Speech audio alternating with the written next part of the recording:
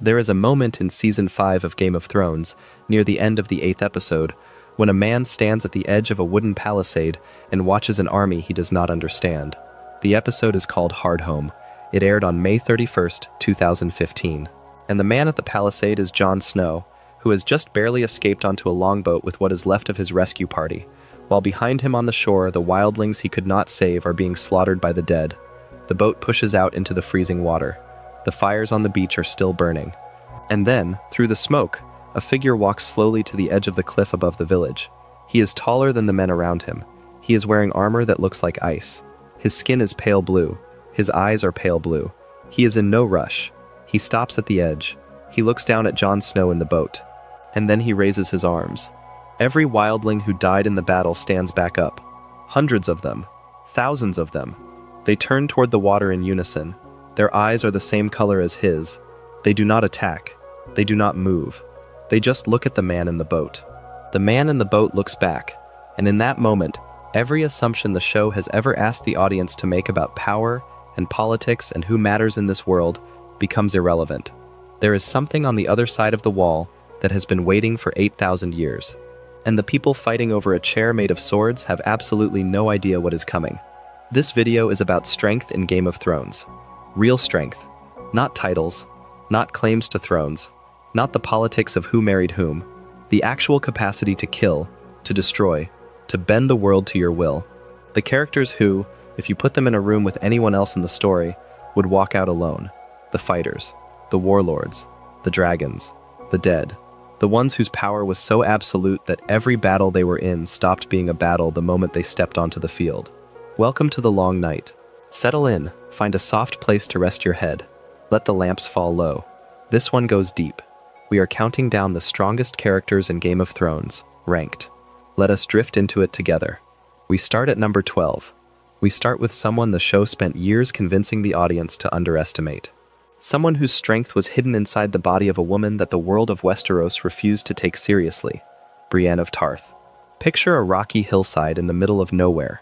In Season 4, Episode 10, the finale, called The Children. It aired on June 15, 2014. Brienne and the Hound have come face to face.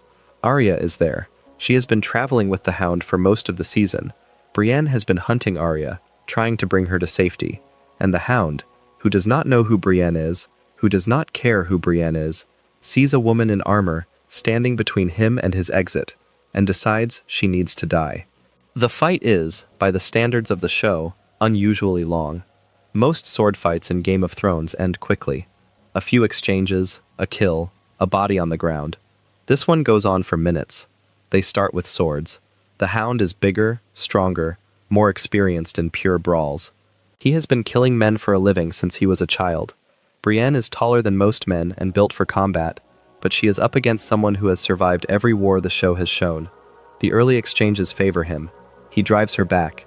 He laughs. He calls her things. He treats it like a game. And then she starts winning. Watch the fight again. The shift is gradual. Brienne stops backing up. She starts moving forward. Her footwork tightens. The Hound is bigger, but she is faster, and her technique is cleaner. He swings hard. She angles her body. He charges. She redirects him. The fight goes to the ground. They lose their swords. They start beating each other with rocks, with fists, with whatever they can grab. The Hound bites a piece of her ear off. She does not stop. She kicks him in the head. She knees him in the groin. She knocks him off the edge of a small cliff. He lies on the ground broken. She stands over him. She does not say anything dramatic. She just stands there breathing. The Hound is alive, but he is finished. He cannot stand. He cannot fight. Arya watches all of this and decides she does not want to go with Brienne. The Hound asks Arya to kill him. She does not. She takes his money and walks away. Now think about what just happened. Sandor Clegane is one of the most physically dangerous men in the entire show. He killed his way out of King's Landing. He killed Polliver. He killed countless men in countless skirmishes. He survived a campaign of fire and dead bodies on the way to Winterfell. He killed his own brother in the final season after both of them had been turned into something other than human. Brienne of Tarth beat him in a one-on-one fight, in single combat, with no help and no advantage. The show does not comment on this. It does not have anyone say it out loud. It just lets the fight happen, and lets the listener watch the woman the world keeps dismissing put one of its most dangerous killers on his back. This is the pattern with Brienne. She is constantly underestimated. The first time the audience meets her, in Season 2, Episode 3, called What Is Dead May Never Die, which aired on April 15, 2012, she is in a melee tournament at Renly Baratheon's camp. The tournament is a knockout fight, last person standing. The other competitors are knights. Ser Loras Tyrell is fighting. He is the most famous tournament knight in Westeros. He has won every major tournament in living memory. He is the favorite. And the show lets the audience assume he will win, because the show is teaching the audience the rules of a world where men in shining armor at jousts always win. Brienne wins. She and Loras end up as the last two. The fight is short. She knocks him down. She holds her sword at his throat. Renly declares her the winner. She removes her helmet. The camp goes silent. A woman just beat the most famous knight in the Seven Kingdoms in front of half the lords of the South. Nobody knows what to do with that information, and the show does not slow down to explain it. It just shows the silence. It lets the silence speak. The silence is the point. Every time Brienne does something impossible, the world around her treats it as an aberration. The crown of the kingdom is built on the assumption that men fight and women do other things. Brienne does not exist within that assumption. She is taller than almost every man she meets. She is stronger than almost every man she meets. She has trained her entire life for combat. And she is also extraordinarily disciplined. She does not drink, she does not boast, she does not pick fights for sport. She fights when she has to fight, and she fights to win. Consider what she accomplishes across the series. She kills Stannis Baratheon. This happens in Season 5, Episode 10, called Mother's Mercy, which aired on June 14, 2015. Stannis has just lost the Battle of Winterfell. His army is broken, he is wounded, he is sitting against a tree, exhausted, defeated. Brienne walks up to him. She tells him she was once a member of Renly's Kingsguard, that she swore vengeance for Renly's death. She raises her sword. He looks up at her. He tells her to do her duty. She brings the sword down. The camera cuts away before the blow lands. But the message is clear. Stannis Baratheon, who once besieged King's Landing with the largest fleet anyone in the South had ever assembled, who was the official heir of his brother Robert, who commanded the Iron Bank's gold, dies at the hands of Brienne of Tarth in a forest north of Winterfell. He was a king. She killed him. The show does not give the moment a triumphant score. It just shows the sword coming down. She fights and defeats the Hound. She kills Stannis. And in Season 8, Episode 2, called A Knight of the Seven Kingdoms, which aired on April 21, 2019, she is knighted by Jaime Lannister in front of a fire at Winterfell, while a war waits outside. The scene is quiet. There is no music telling the audience how to feel. Jaime says the words. He taps each of her shoulders with his sword. Brienne kneels in her armor. When she stands, she is a knight. By most accounts, the first woman the show has ever shown to hold that title. Tormund cries. Tyrion smiles. And the show holds on Brienne's face long enough for the listener to see that for one moment, the thing she has been denied her entire life has been given to her, in a candlelit hall, by a man she has fought beside through years of horror. What makes Brienne strong is not just that she can fight, it is that she has built an entire identity out of refusing to lose to the world's contempt. Every single person she meets either dismisses her or insults her. The Hound calls her a series of names that cannot be repeated. Bronn mocks her. Soldiers laugh at her. Jaime, at the start, treats her with naked contempt. She absorbs all of it. She does not respond. She does not get angry. She simply continues doing what she said she would do. She told Catelyn Stark she would serve her. She did. She told Catelyn she would find her daughters and protect them. She did, eventually, for both. She fought through every form of obstacle the show could construct. She survived a duel with a man who was supposed to be the second best swordsman in the realm. She survived the long night at Winterfell, holding the left flank against the dead. She knighted herself by behavior years before anyone said the words out loud. That is the strength. The strength is not just the muscle, though the muscle is real. The strength is the absolute refusal to be defined by what the world says she is. The show is telling you something about Brienne that none of her speeches ever do. It is showing you a person whose discipline is so total that the gap between what she promises and what she delivers does not exist. She says she will do something. She does it. There is no version of Brienne that fails to keep her word. The world keeps testing her. She keeps passing. That is not the behavior of someone trying to prove she belongs. That is the behavior of someone who knows she belongs and is patiently waiting for the world to catch up. Number 12. Brienne of Tarth. The first knight of the Seven Kingdoms the show ever names as a woman, the fighter who put the Hound on his back, the killer of a king, a person whose strength was first physical and then, over time, became something larger and harder to name. Now to number 11, the man Brienne put on his back. The killer with the scarred face, the dog who was raised to be a weapon and spent his entire life pretending he did not mind. Sandor Clegane, the Hound. Go back to the very first season, the second episode, called The King's Road, which aired on April 24, 2011. It is the scene where Arya's friend Micah, the butcher's boy, has supposedly attacked Joffrey Baratheon. The crown has decided someone needs to die for the offense. Arya's direwolf has already been sentenced, and the Hound, on his horse, rides Micah down on the King's Road and cuts him in half with a single stroke of his sword. He comes back into camp with the boy's body draped across the horse. He hands it down to the boy's father. He does not say anything cruel. He does not say anything kind. He is doing what he was told to do. The job is done. The job was a child. That is the introduction. That is who the Hound is when the show begins. He is the weapon the Lannisters point at people. He is the dog with the helmet shaped like a skull. He is a man who has stopped asking whether his orders are right, because asking the question never changed anything. But the show is not done with him. Over the next 7 seasons, it takes that character apart, slowly, piece by piece, and shows the listener what was underneath all along. Start with the physical. The Hound is one of the most efficient killers in the show. Watch him fight at any point, and the pattern is the same. He does not flourish. He does not perform. He does not give his opponent time to think. He moves forward, he closes the distance, and he ends the fight as quickly as he possibly can. In a duel, he is unforgiving. He uses his size, he uses his reach, he absorbs damage that would put most fighters on the ground, and keeps coming.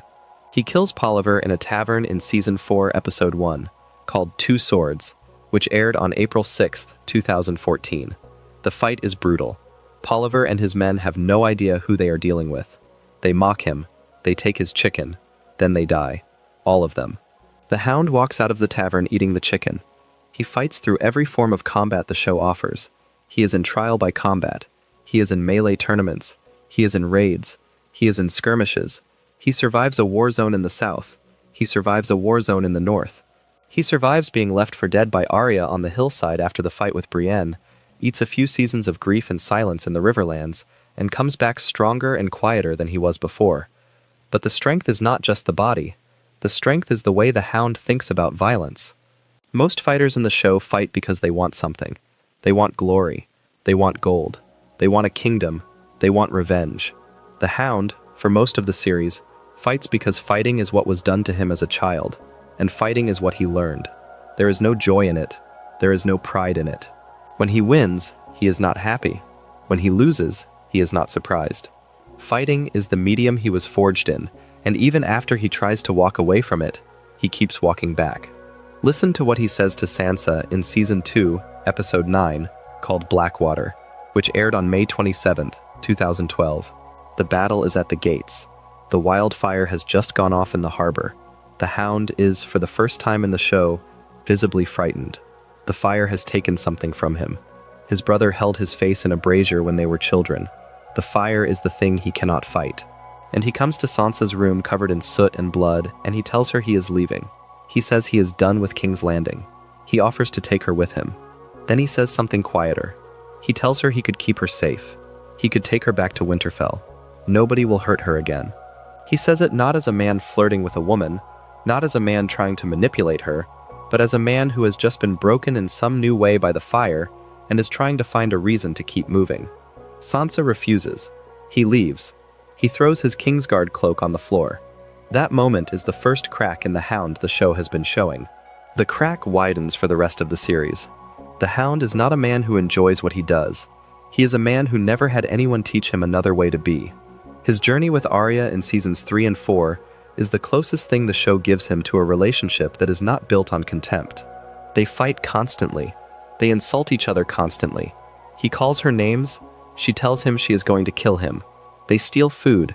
They sleep in barns. They walk through a country that is on fire and full of bandits. And somewhere in that travel, two people who have lost almost everything become, in some small way, family. The show never says it. Neither of them ever says it. But by the time Brienne fights him on the hillside, Arya has watched the Hound treat her with more care than any adult except her father ever has. The Hound knows the world. The Hound teaches her how the world works. When he gets up off the hillside, years later, after the audience has assumed he was dead, he is a different person. He is in a small community of pacifists in the Riverlands. He is chopping wood. He is helping build a sept. He has decided to try to be something other than what he was.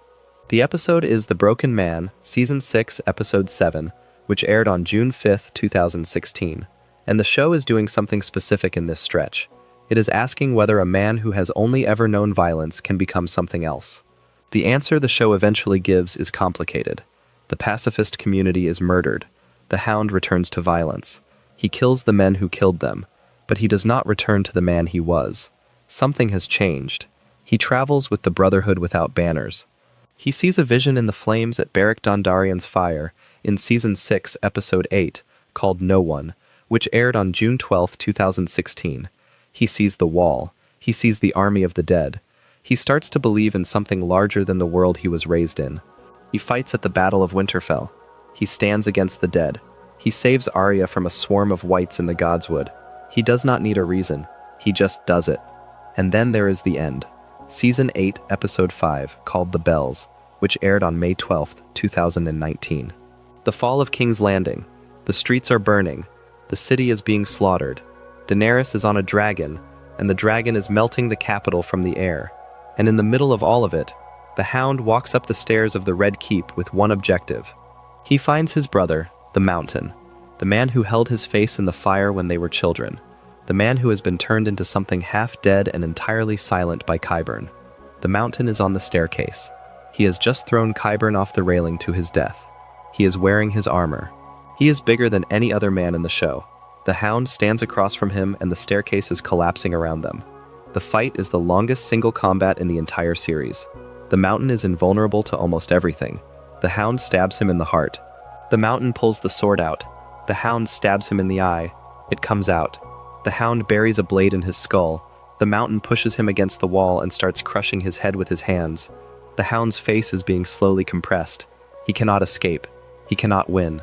And then he stops trying to win. He drives his weight forward. He pushes both of them through a hole in the wall. They fall together. The castle is on fire. They land in the flames below. The Hound has spent his entire life afraid of fire. He runs into fire to take his brother with him. The thing that broke him as a child is the thing he uses to end himself and his brother at the same time. The show does not add music to tell the listener how to feel. The show holds on the fall and then cuts away. That is the whole story of the Hound. The whole arc, the whole strength, the whole reason he is on this list. He was the most efficient killer the Lannisters had. He killed children for them. He killed knights for them. He spent his entire life as the weapon someone else aimed. And in the end, the only thing he ever did purely for himself was die with his brother, in fire, in a castle that was already collapsing. The Hound was never going to win the throne. He was never going to live in a castle. He was never going to have a wife and children. None of that was ever available to him.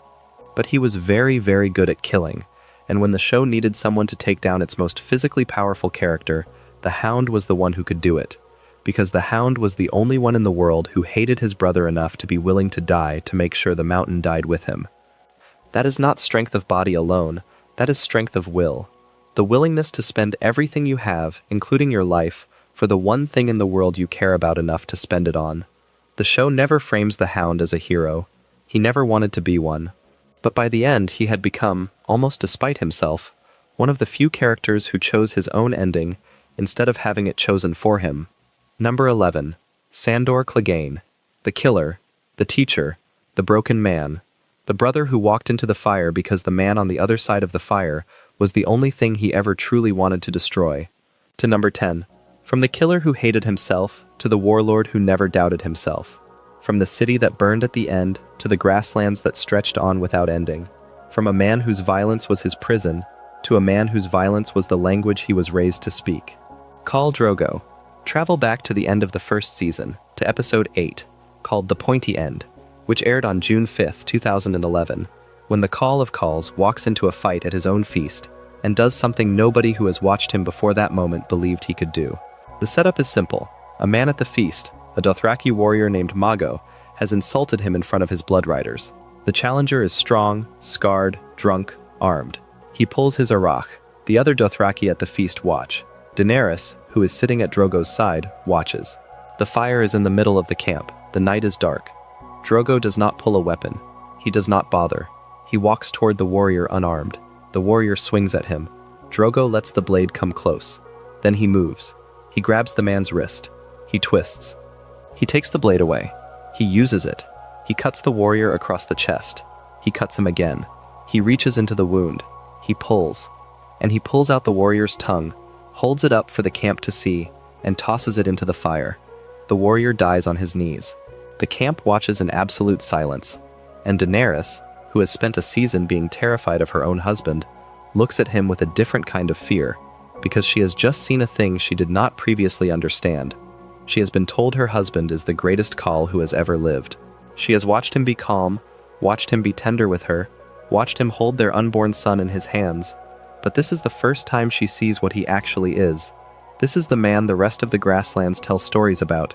This is why everyone is so quiet when he walks past. The Dothraki, as a culture in the show, do not value subtlety in combat. They do not value defense. They do not value armor. They believe that the only fights worth winning are fights where you win obviously, in front of witnesses, in a way that no one can dispute. Drogo is the absolute expression of that philosophy. By every account in the show, he has never lost. He has never been wounded in battle. He has never lost a duel. His braid, in Dothraki tradition, is the length of his unbroken record. His braid reaches past his waist. He has been fighting his whole life, and no one has ever cut it. Watch what he does in the larger sense, across the season. He commands a khalasar of 40,000 mounted warriors. The show does not let the audience see the full scale of his power often, because the camera is mostly focused on Daenerys and her experience of being inside his world. But the show gives the listener enough. The other halls send representatives.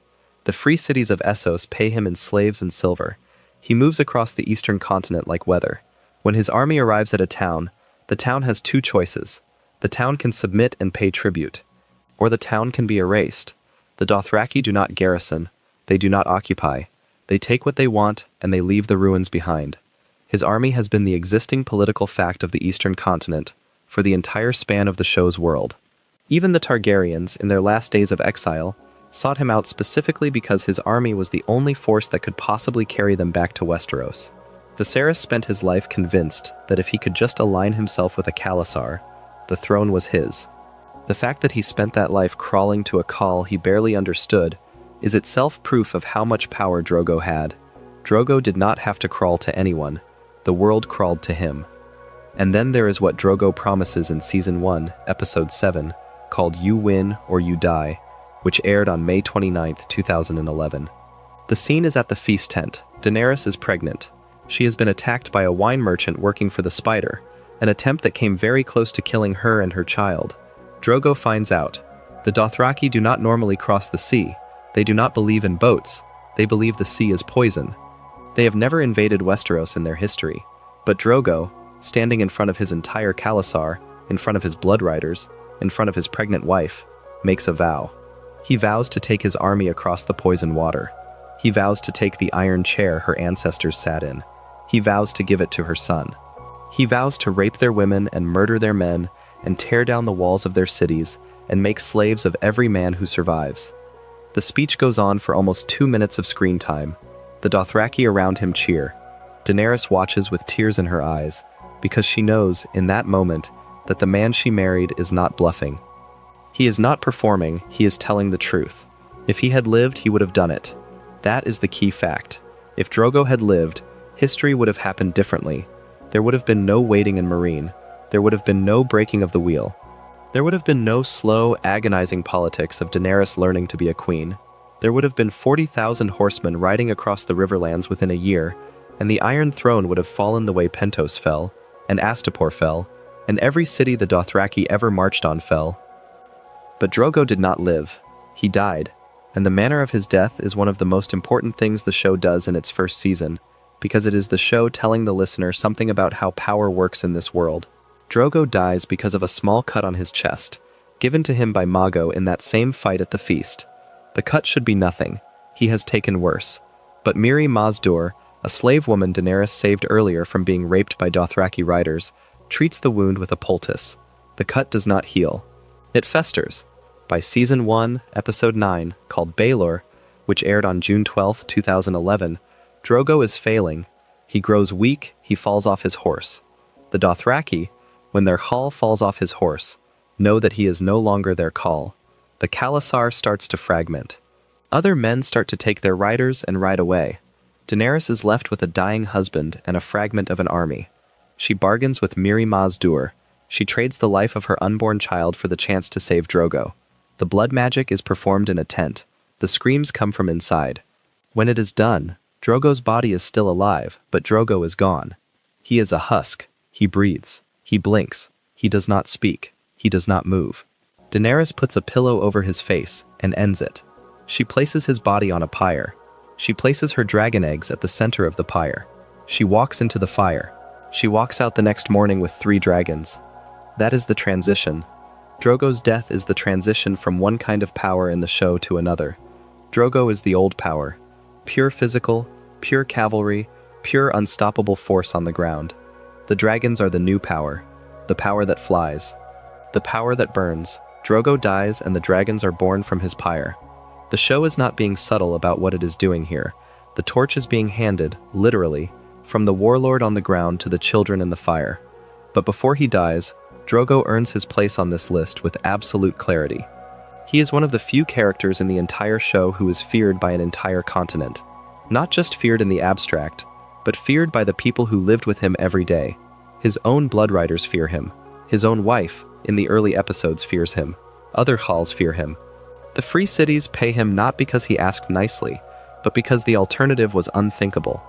Magister Illyrio Mopatis, the man in Pentos who brokered the marriage between Drogo and Daenerys, spent enormous amounts of money to make the marriage happen, because he understood that aligning with Drogo was the only way to bring the Targaryens back to power. Drogo was the actual mechanism by which the dragon family was supposed to be restored. He was the army. He was the engine.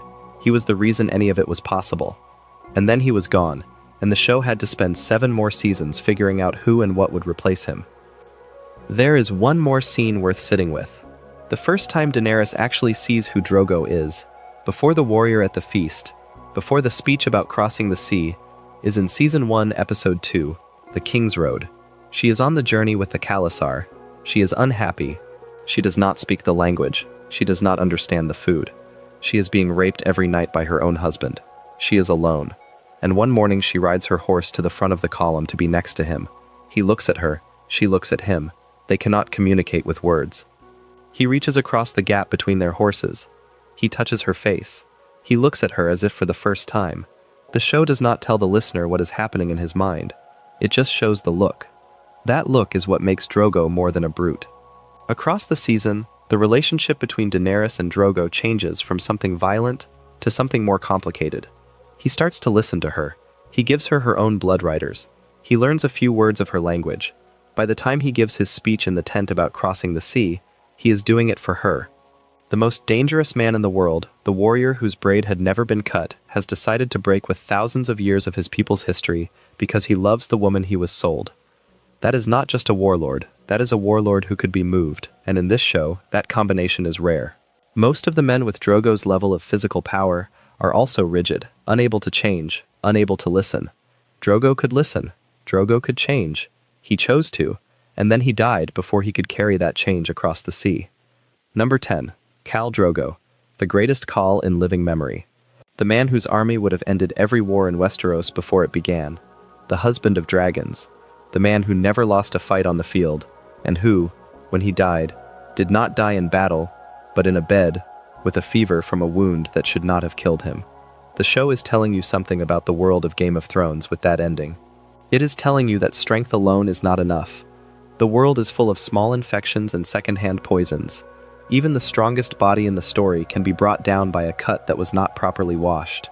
That is the lesson the show keeps teaching, in every section of this ranking. The biggest characters do not always win. The strongest fighters do not always survive. But for as long as Drogo lived, no army in the world would have stood against him. and that is the kind of strength that earns a permanent place in this story. Now to number 9. From the warlord who could have crossed the sea, to the swordsman who once stood at the very top of his profession in the kingdom Drogo wanted to take. From the man whose strength was raw and absolute, to the man whose strength was technique and reputation, and a lifetime of training, all of which the show would eventually take from him. Jaime Lannister. Cast your mind back to the very first episode of the show, Season 1, Episode 1, called Winter is Coming, which aired on April 17, 2011. The royal procession has just arrived at Winterfell. The Stark children are being introduced. The Crown Prince Joffrey is sneering. The Queen is unhappy, and in the courtyard, dressed in white armor, is the Kingslayer, Jaime Lannister, brother to Cersei, son to Tywin, sworn to the Kingsguard, regicide, the man who killed the king he was sworn to protect. He gives a thin smile to Eddard Stark. The two men do not like each other. They will spend the next several seasons very visibly not liking each other, and then the procession moves on into the Great Hall and the show begins. At that point, Jaime Lannister was widely considered the greatest living swordsman in the Seven Kingdoms. The show does not have to insist on this. It just lets characters mention it in passing. Bronn mentions it, Tyrion mentions it, the training master at Winterfell mentions it, Loras Tyrell mentions it as a thing he aspires to live up to. The reputation precedes him into every room. He is the most feared man in any combat scenario. There are perhaps 3 other men in the world who could reasonably be expected to beat him, and none of them are nearby. To understand what that meant, consider his history before the show begins. Jaime was knighted by Sir Arthur Dayne, the Sword of the Morning, generally considered the greatest knight of his generation. He was knighted as a teenager. He was the youngest man ever named to the Kingsguard. He fought at the Battle of the Trident in the war that brought down the Mad King, and he was at the throne room when King's Landing fell, when he stabbed the Mad King Aerys II in the back and ended a dynasty. The Kingslayer is the name he is given for that act. The show takes most of the series to explain why he did it. The audience is led, for years, to believe he killed the king out of ambition, or fear, or to clear the path for his own family. Jaime never defends himself publicly. He absorbs the contempt of every honorable man in the realm, including Eddard Stark, including Robert Baratheon who killed the Prince Rhaegar at the Trident, including everyone who thinks themselves better than him. Jaime says nothing. Then in Season 3, Episode 5, called Kissed by Fire, which aired on April 28, 2013, he tells Brienne the truth, in a steam bath in Harrenhal, while bleeding out from his own injuries. He tells her that the Mad King had plans to burn King's Landing to the ground. Wildfire had been buried under every major building in the city. Hundreds of thousands of people would have died. Jaime killed the Mad King to stop him. He saved the city. And then he was named Kingslayer and spent the rest of his life being despised for it by people who never asked what actually happened. That conversation is the first time anyone in the show treats Jaime Lannister as anything other than a villain. Brienne hears him and does not laugh. She does not interrupt. She does not point out that he killed his king. She just listens. And the show, by giving her that scene, gives the audience permission, for the first time, to consider that Jaime Lannister might be something other than what they thought he was. But before that conversation, the show spends a lot of time establishing his physical capacity. Watch him in Season 1, in the duel with Eddard Stark in the street of King's Landing in Episode 5, called The Wolf and the Lion, which aired on May 15, 2011. Eddard is one of the great warriors of his generation. He has fought wars. He has held the North against attackers from beyond the wall. And in a one-on-one fight against Jaime Lannister, he is being beaten cleanly until one of his own men interrupts and stabs him in the leg from behind. Jaime is furious that the duel was interrupted. He wanted to win it himself. He would have. Watch him on horseback during the campaign in the Riverlands. Watch him when he is captured by Robb Stark's forces at the Whispering Wood. Watch how, even tied up, even at his lowest, the way men handle him changes. They do not give him weapons. They do not give him space. They keep him in chains, because they understand that releasing those chains is a serious risk. And then there is the thing the show does to him, the thing that defines the rest of his story, the thing that takes the greatest swordsman in the realm and turns him into something he has never been before. He loses his hand. It happens in Season 3, Episode 3, called Walk of Punishment, which aired on April 14, 2013. He is being escorted by Brienne. They have been captured by Locke, a soldier loyal to House Bolton. Jaime, attempting to negotiate his release, offers Locke gold. He overplays it. He treats Locke like an inferior. Locke makes a calculation. He decides that Jaime needs to be made to understand the situation, so he holds Jaime down on a stump in the middle of the camp, takes his sword arm, and cuts off his hand with one swing of a cleaver. The scene is one of the most viscerally affecting moments in the entire show. There is no music, there is just the sound of the blade and the scream that comes after. The hand is gone. It is tied around his neck like a souvenir as the column continues to march. Jaime, for the first time in his life, is not the most dangerous man in the conversation. He is a one-handed prisoner being kept alive only because his family might pay for him. The cut takes everything. His identity is in that hand. His reputation is in that hand. His sense of who he is in the world is in that hand. He stops eating. He stops talking. He nearly dies of infection on the road. Brienne, who started the journey hating him, is the one who keeps him alive. She forces him to eat. She forces him to keep moving. She tells him to remember who he is. He survives. He gets back to King's Landing. He learns to fight left-handed. The show spends time on this. He trains with Bran in private. He cannot use his right side. His balance is wrong. His timing is wrong. The reflexes he spent decades building are useless. He is, by any technical measure, no longer one of the great swordsmen in the realm. He is a competent one-handed fighter who used to be a legend. The gap between what he was and what he is now is the wound he carries for the rest of the series, deeper and more painful than the missing hand itself. But the strength of Jaime Lannister was never just the sword. The strength was always also the family, the army, the political position. He is the heir to Casterly Rock. He commands one of the largest armies in the kingdoms. He is a man whose name itself has been a weapon for 2 generations, and after he loses his hand, he leans into that other kind of strength. He commands the Lannister army in the Riverlands, he retakes Riverrun, he leads the Western forces in the war against Daenerys. He is in every major military decision of the last 3 seasons. And he is, in every one of those decisions, in a position of conflict with himself. The man who killed the Mad King to save a city now serves a queen, his sister, who is becoming the Mad King in a different costume. The man who once stood by an oath blindly now does not know what oaths are worth keeping. The show puts him in this position deliberately. The strength of his arm has been taken from him. The strength of his name still belongs to him, but the people using it are people he is increasingly afraid of. Then there is the choice he makes in Season 7, Episode 7, called The Dragon and the Wolf, which aired on August 27, 2017. The Dragon Pit meeting has just ended. Cersei has agreed to send her armies to fight the dead. Then she reveals to Jaime, in private, that she was lying. She is going to let the North fight the dead alone, hope they lose, and clean up whatever survives. She has secretly arranged to bring the Golden Company across the sea, funded through the Iron Bank, to bolster her own forces. She is finished with their alliance with the North. Jaime listens.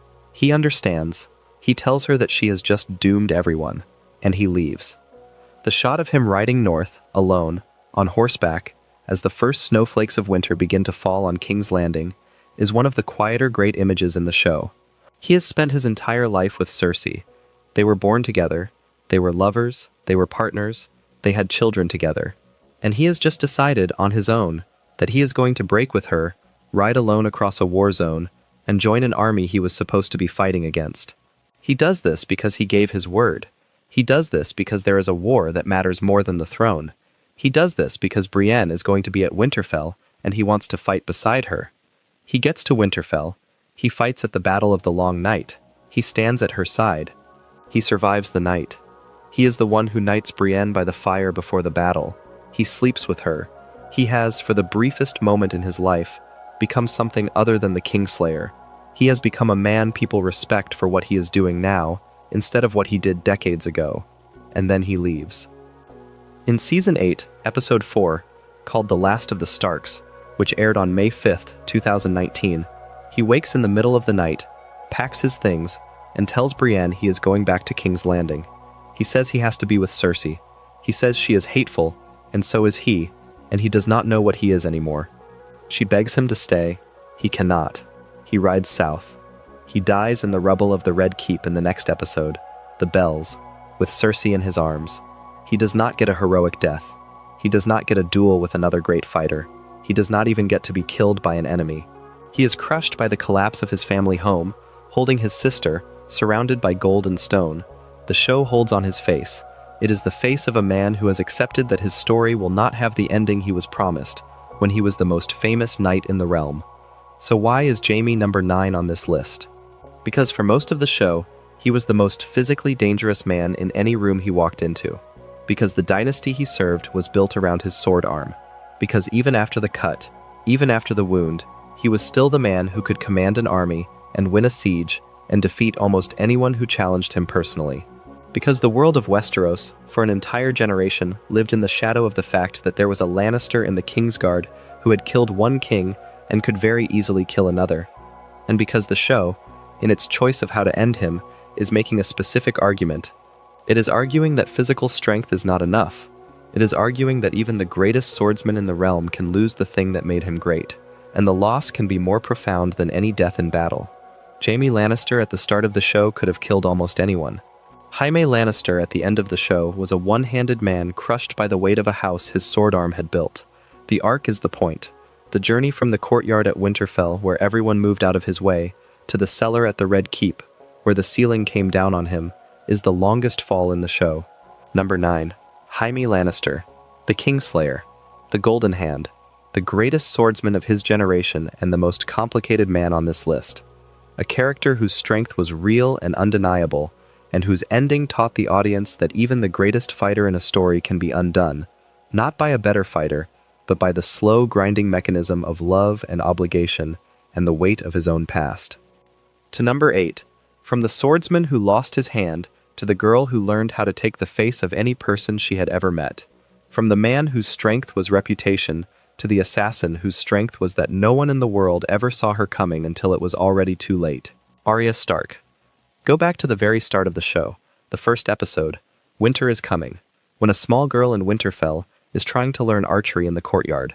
Her older brothers are practicing, her father is watching, the targets are set up. She wants to be allowed to shoot. She is told to go work on her sewing. She does not want to work on her sewing. She picks up a bow when nobody is looking. She fires. She hits the target dead center, better than either of her brothers. Bran turns to look. Robb laughs. Arya runs away into the castle, laughing as well, because she has just proven a small thing and made the boys look slightly foolish. That is the introduction. A small girl who can already shoot, who already does not fit, who already wants something other than what the world has decided she should want. The show then spends the next 8 seasons taking that girl and transforming her, step by step, into one of the most dangerous individual killers in the entire story. The transformation is not a fast one. It is not flashy. It is incremental. Each season takes something from her and gives her something in return. By the end, the small girl in the courtyard has become a person capable of walking into a room of the most powerful people in Westeros and ending them without ever being seen. The first major step in that transformation is Syrio Forel. In Season 1, Episode 3, called Lord Snow, which aired on May 1st, 2011, Eddard Stark hires a Braavosi sword teacher to give his younger daughter lessons in the castle in King's Landing. Syrio is a small man. He is older. He is not a knight. He uses a thin blade that the Southern Lords would call a child's toy. He calls his style water dancing. He tells Arya that all the men who have studied the heavy two-handed style of Westerosi knighthood will die fighting her, because they have never seen what she has been taught. The lessons are short. They are mostly footwork. Syrio teaches her to balance on one foot. He teaches her to use her speed. He teaches her that there is only one God, and his name is Death, and what we say to death is not today. The lessons end when Eddard is arrested. The last time Arya sees Syrio, he is standing in a room with 5 Lannister guards, holding her practice sword, telling her to run.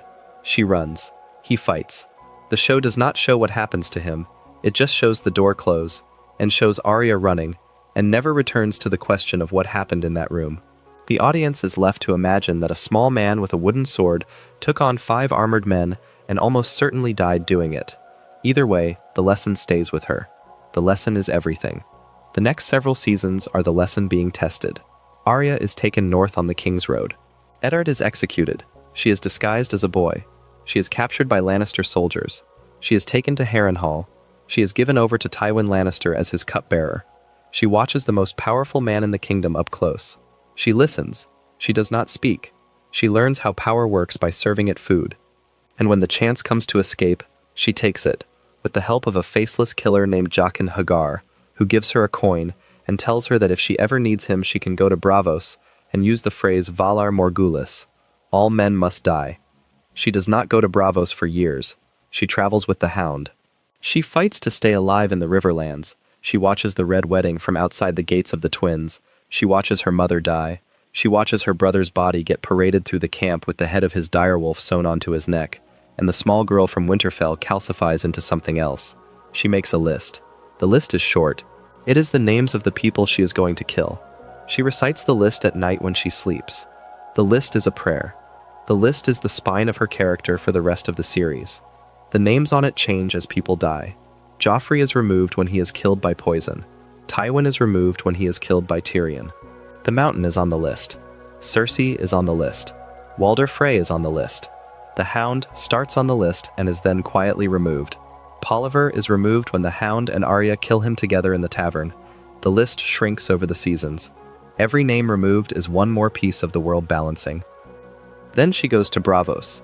In Season 5, Episode 2, called The House of Black and White, which aired on April 19, 2015, she arrives at the doors of the Temple of the Faceless Men and demands entry. She is turned away. She sits on the steps for days. She refuses to leave. Eventually, Jaqen comes to the door and lets her in. Then he tells her that she must give up everything she knows about herself. She must become no one. The training that follows is one of the strangest things the show ever attempts. Arya is taught to lie. She is taught to tell stories. She is taught to read faces.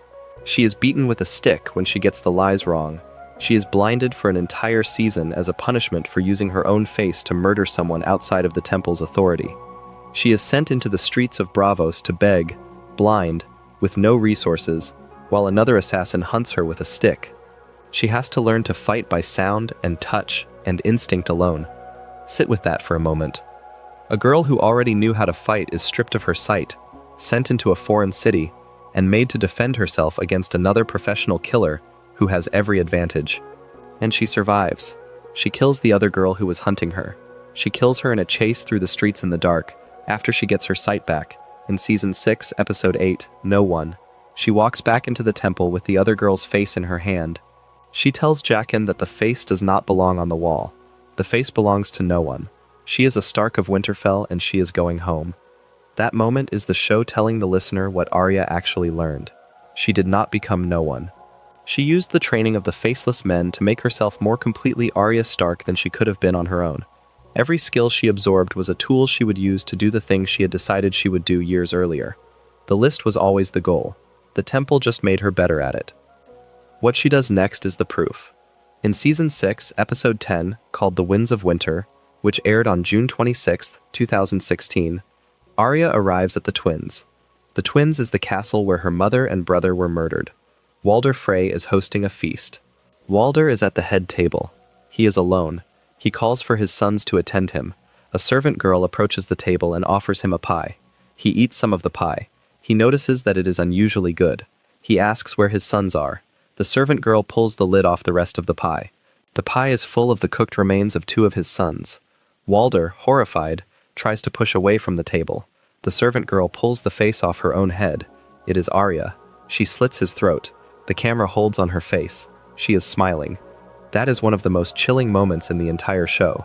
A small girl, with the assassin training of an ancient order, has walked into the heart of one of the most heavily guarded castles in the kingdoms, killed 2 members of the host's family, fed them to him in a pie, and ended him before anyone in the room understood what was happening.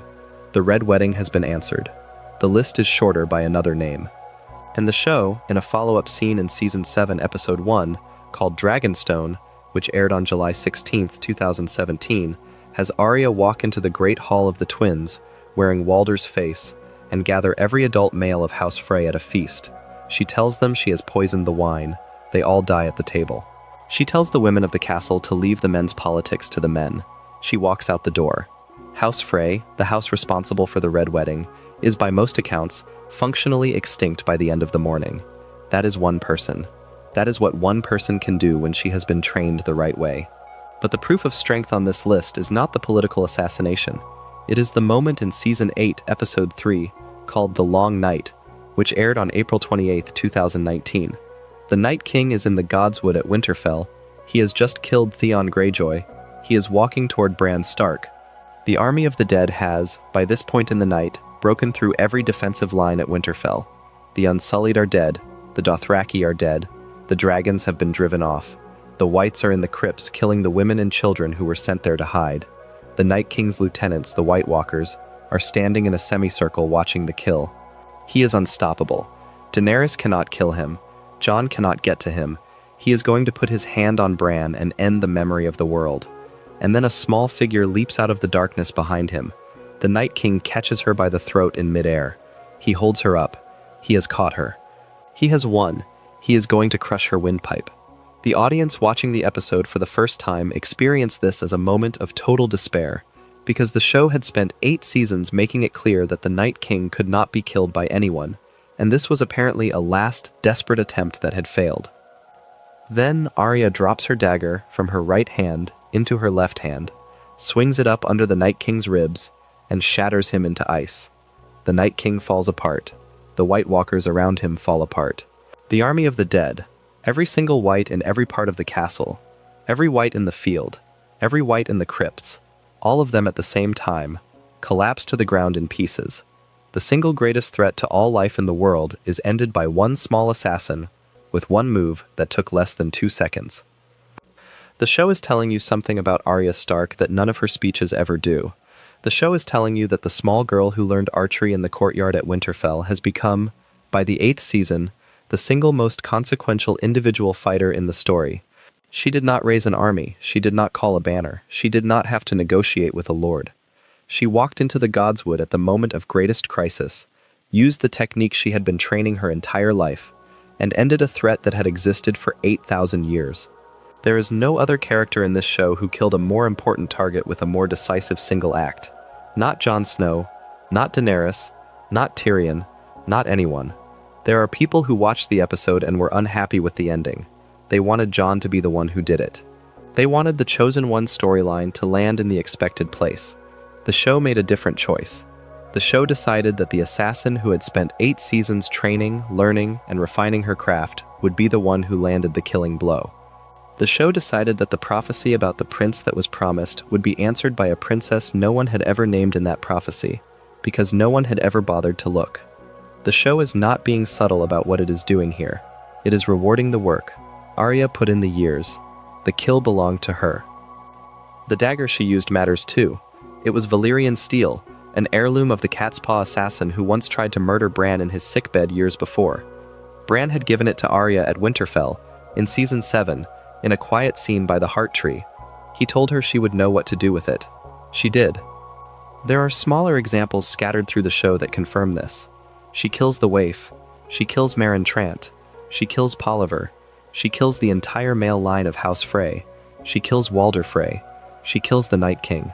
By the time the show ends, the list is short, because almost everyone on it is dead. The ones who are still alive are alive because Arya has decided to spare them. There is a scene near the end of the series, in Season 8, Episode 5, The Bells, when Arya is in King's Landing during the destruction of the city. Daenerys is on her dragon. The city is burning. People are dying. The Hound, who has come to find his brother, sees Arya in the chaos. He tells her to go home. He tells her that if she stays, the city is going to kill her, and that vengeance is what kills people like them. He tells her not to be him, and she listens. She walks out of the burning city. She finds a horse covered in ash.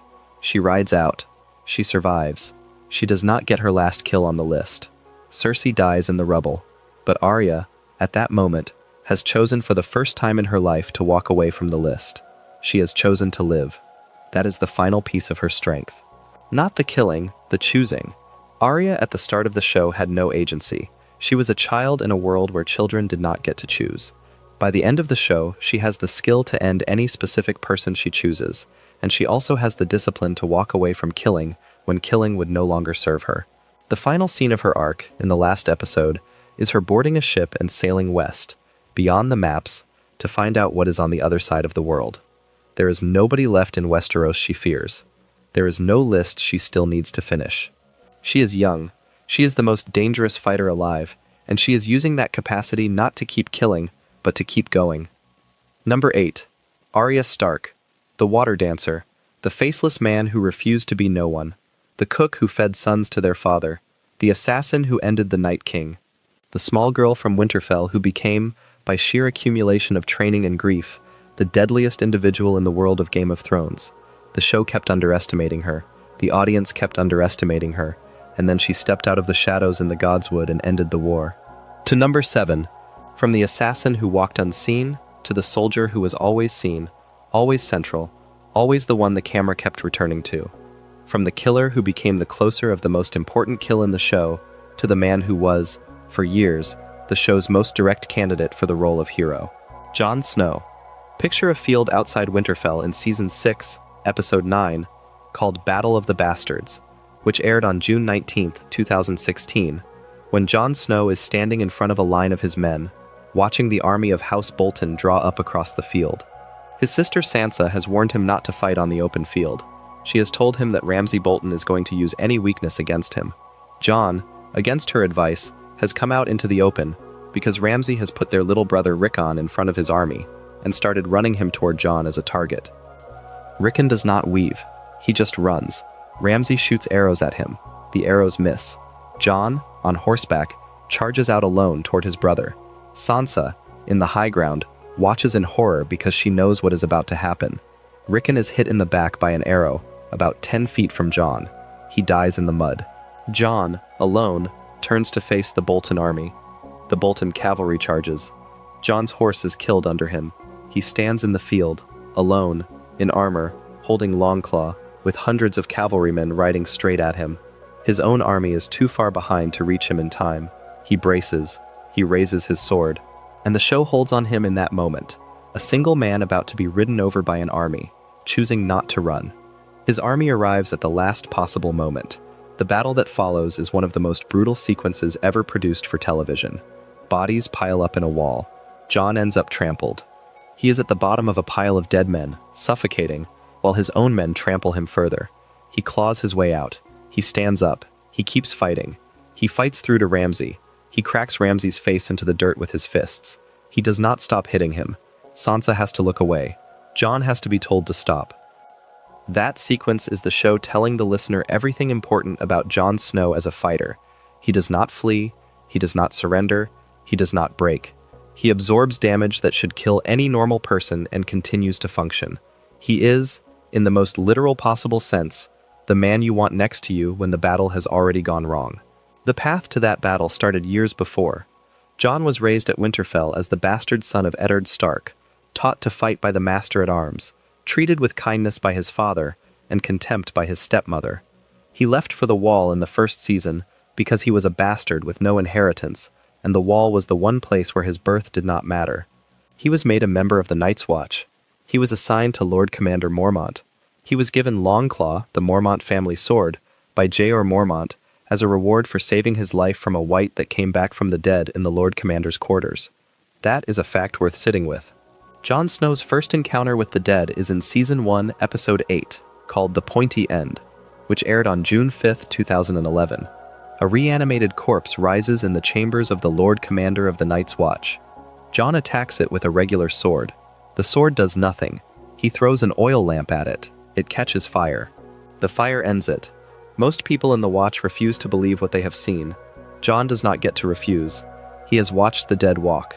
He has watched a man he buried get up and start swinging an axe. He spends every season after that one trying to convince other people that this is real and that nothing else they are fighting about actually matters. He goes north of the Wall with the Rangers. He gets captured by the wildlings. He pretends to defect. He climbs the Wall with them. He sleeps with Ygritte. He betrays the wildlings to warn the Watch. He fights at Castle Black. He becomes Lord Commander. He negotiates a peace with Mance Rayder's people. He brings them south of the Wall, and in Season 5, Episode 8, Hardhome, which aired on May 31, 2015, he leads the rescue mission to a wildling settlement that is being overrun by the dead. The Hardhome sequence is one of the most important demonstrations of the show. The Whites come over the cliffs at the village in a wave. They number in the thousands. The wildlings and the Night's Watch men fight back to back at the gate. Jon, against a White Walker in the chaos, swings Longclaw at him. The sword does not shatter. the walker shatters. Valyrian steel, Jon discovers in that moment, kills White Walkers the same way dragonglass does. This is information that no one outside the very oldest legends had known for thousands of years. Jon learns it by accident and survives the encounter to bring the knowledge back. That is the discovery. That is the moment the show begins to hint that Jon is somehow going to be central to what happens at the end of the world. He has the sword. He has the experience. He has stood in front of the dead and lived. Then he is betrayed and stabbed to death by his own brothers of the Night's Watch in Season 5, Episode 10, Mother's Mercy. His body lies in the snow. His friends carry it inside. Melisandre, the Red Priestess, arrives at the wall. She is at her lowest point. She has been told her god abandoned her at the Battle of Winterfell. She does not believe she can do what she is being asked to do. She tries anyway. In Season 6, Episode 2, called Home, which aired on May 1st, 2016, she performs the ritual. She washes his body, she trims his hair, she trims his beard, she burns the hair in a bowl, she says the words in High Valyrian, she prays. Nothing happens. She tells Davos that she failed. They all leave the room. The camera holds on Jon, lying still on the table, and then his eyes open. That moment is the entire show pivoting. Jon Snow is the first major character in Game of Thrones to come back from death in the middle of the audience's view. Beric Dondarrion has done it before him, multiple times, with the help of Thoros of Myr, but those resurrections are framed as background lore. Jon is the first time the show puts the resurrection at the center of an episode, and asks the audience to sit with it. Jon comes back. He comes back wrong, but he comes back. He no longer holds the same shape of belief he had before. He has been to wherever death is, and he has come back with nothing to say about it. He says, when Davos asks him what he saw, that he saw nothing, nothing at all. He goes outside. He looks at the men who stabbed him. He has them hanged from the gallows. He walks away from the wall. He says he is done with the watch. His watch has ended in the most literal way it ever could. He has died at his post. He has been released. What comes next is the war for the North. Jon and Sansa raise an army. The Battle of the Bastards happens. Jon wins. He retakes Winterfell. He is declared king in the North by the assembled lords in a hall full of banners. He is a king without ever having wanted to be one. And the title is, as the lords vote it to him, less about politics, and more about the simple physical fact that he keeps surviving things he should not survive, and the men of the North respect that. They follow him because he keeps fighting, and because he keeps winning. Then there is the meeting with Daenerys. There is the sailing north of the wall to capture a white in Season 7, Episode 6, called Beyond the Wall, which aired on August 20th, 2017. There is Jon falling into a frozen lake while fighting the dead, and being pulled out by Uncle Benjen, who sacrifices himself to save him.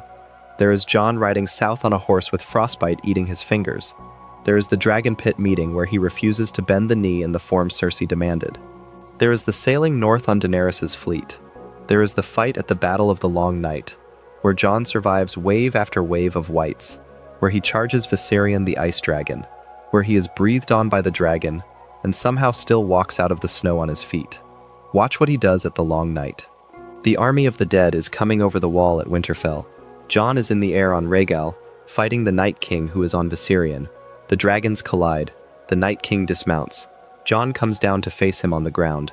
The Night King raises his arms, and the entire field of dead Stark soldiers in the cemetery outside the castle stands back up.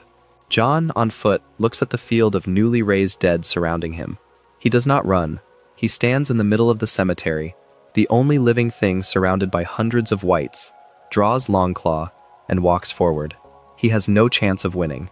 He knows that. He walks toward the Night King anyway. He intends to slow him down long enough for someone else to find Bran. The choice is suicide. He makes it without hesitating. That is who Jon is. That is the entire portrait. A man who will walk into the dead army with one sword if it gives the people he loves another minute to live. He survives the Long Night. He does not kill the Night King. Arya does. But Jon, by drawing the eye of the dead, by making himself the target, by occupying the attention of the most powerful piece on the board, makes Arya's strike possible. He pays the cost in attention so that the cost in steel can be paid by a smaller hand. After the battle, there is the journey south. There is the loss of Rhaegal to Euron's scorpions. There is the fall of King's Landing. There is the destruction of the city by Daenerys' dragonfire. And then there is the final choice. Daenerys, after the burning of King's Landing, is becoming what the audience and Jon both fear she is becoming. She is talking about wars after wars, about liberating the Yunkai and the people of Ashai, and tearing the wheel apart wherever the wheel exists. She has the army. She has the dragon. She has the will. Jon goes to her in the throne room. They talk. She tells him she loves him. She tells him they will rule the world together. She kisses him. He kisses her back. And then he puts a dagger into her chest. Daenerys dies in his arms. Drogon, the dragon, comes down. The dragon could end Jon in a single breath. The dragon does not. The dragon looks at Jon. The dragon turns its head to the Iron Throne. The dragon breathes fire on the throne instead of on Jon and melts it into slag. The dragon takes Daenerys' body in its claws and flies away. Jon stands in the snow. The killing of Daenerys is the choice that defines Jon's strength at the end of the series. He had the lineage. He was, as the show came to reveal, Aegon Targaryen, the son of Rhaegar and Lyanna, with arguably the strongest claim to the throne in the entire continent. He could have taken it. He chose not to. He chose to stop a tyrant instead. He chose duty over love. Again, the way his father chose duty over love decades earlier in a tower in Dorne. The pattern repeats. The Stark in him beats the Targaryen in him by a single decision. He is sent to the wall as punishment.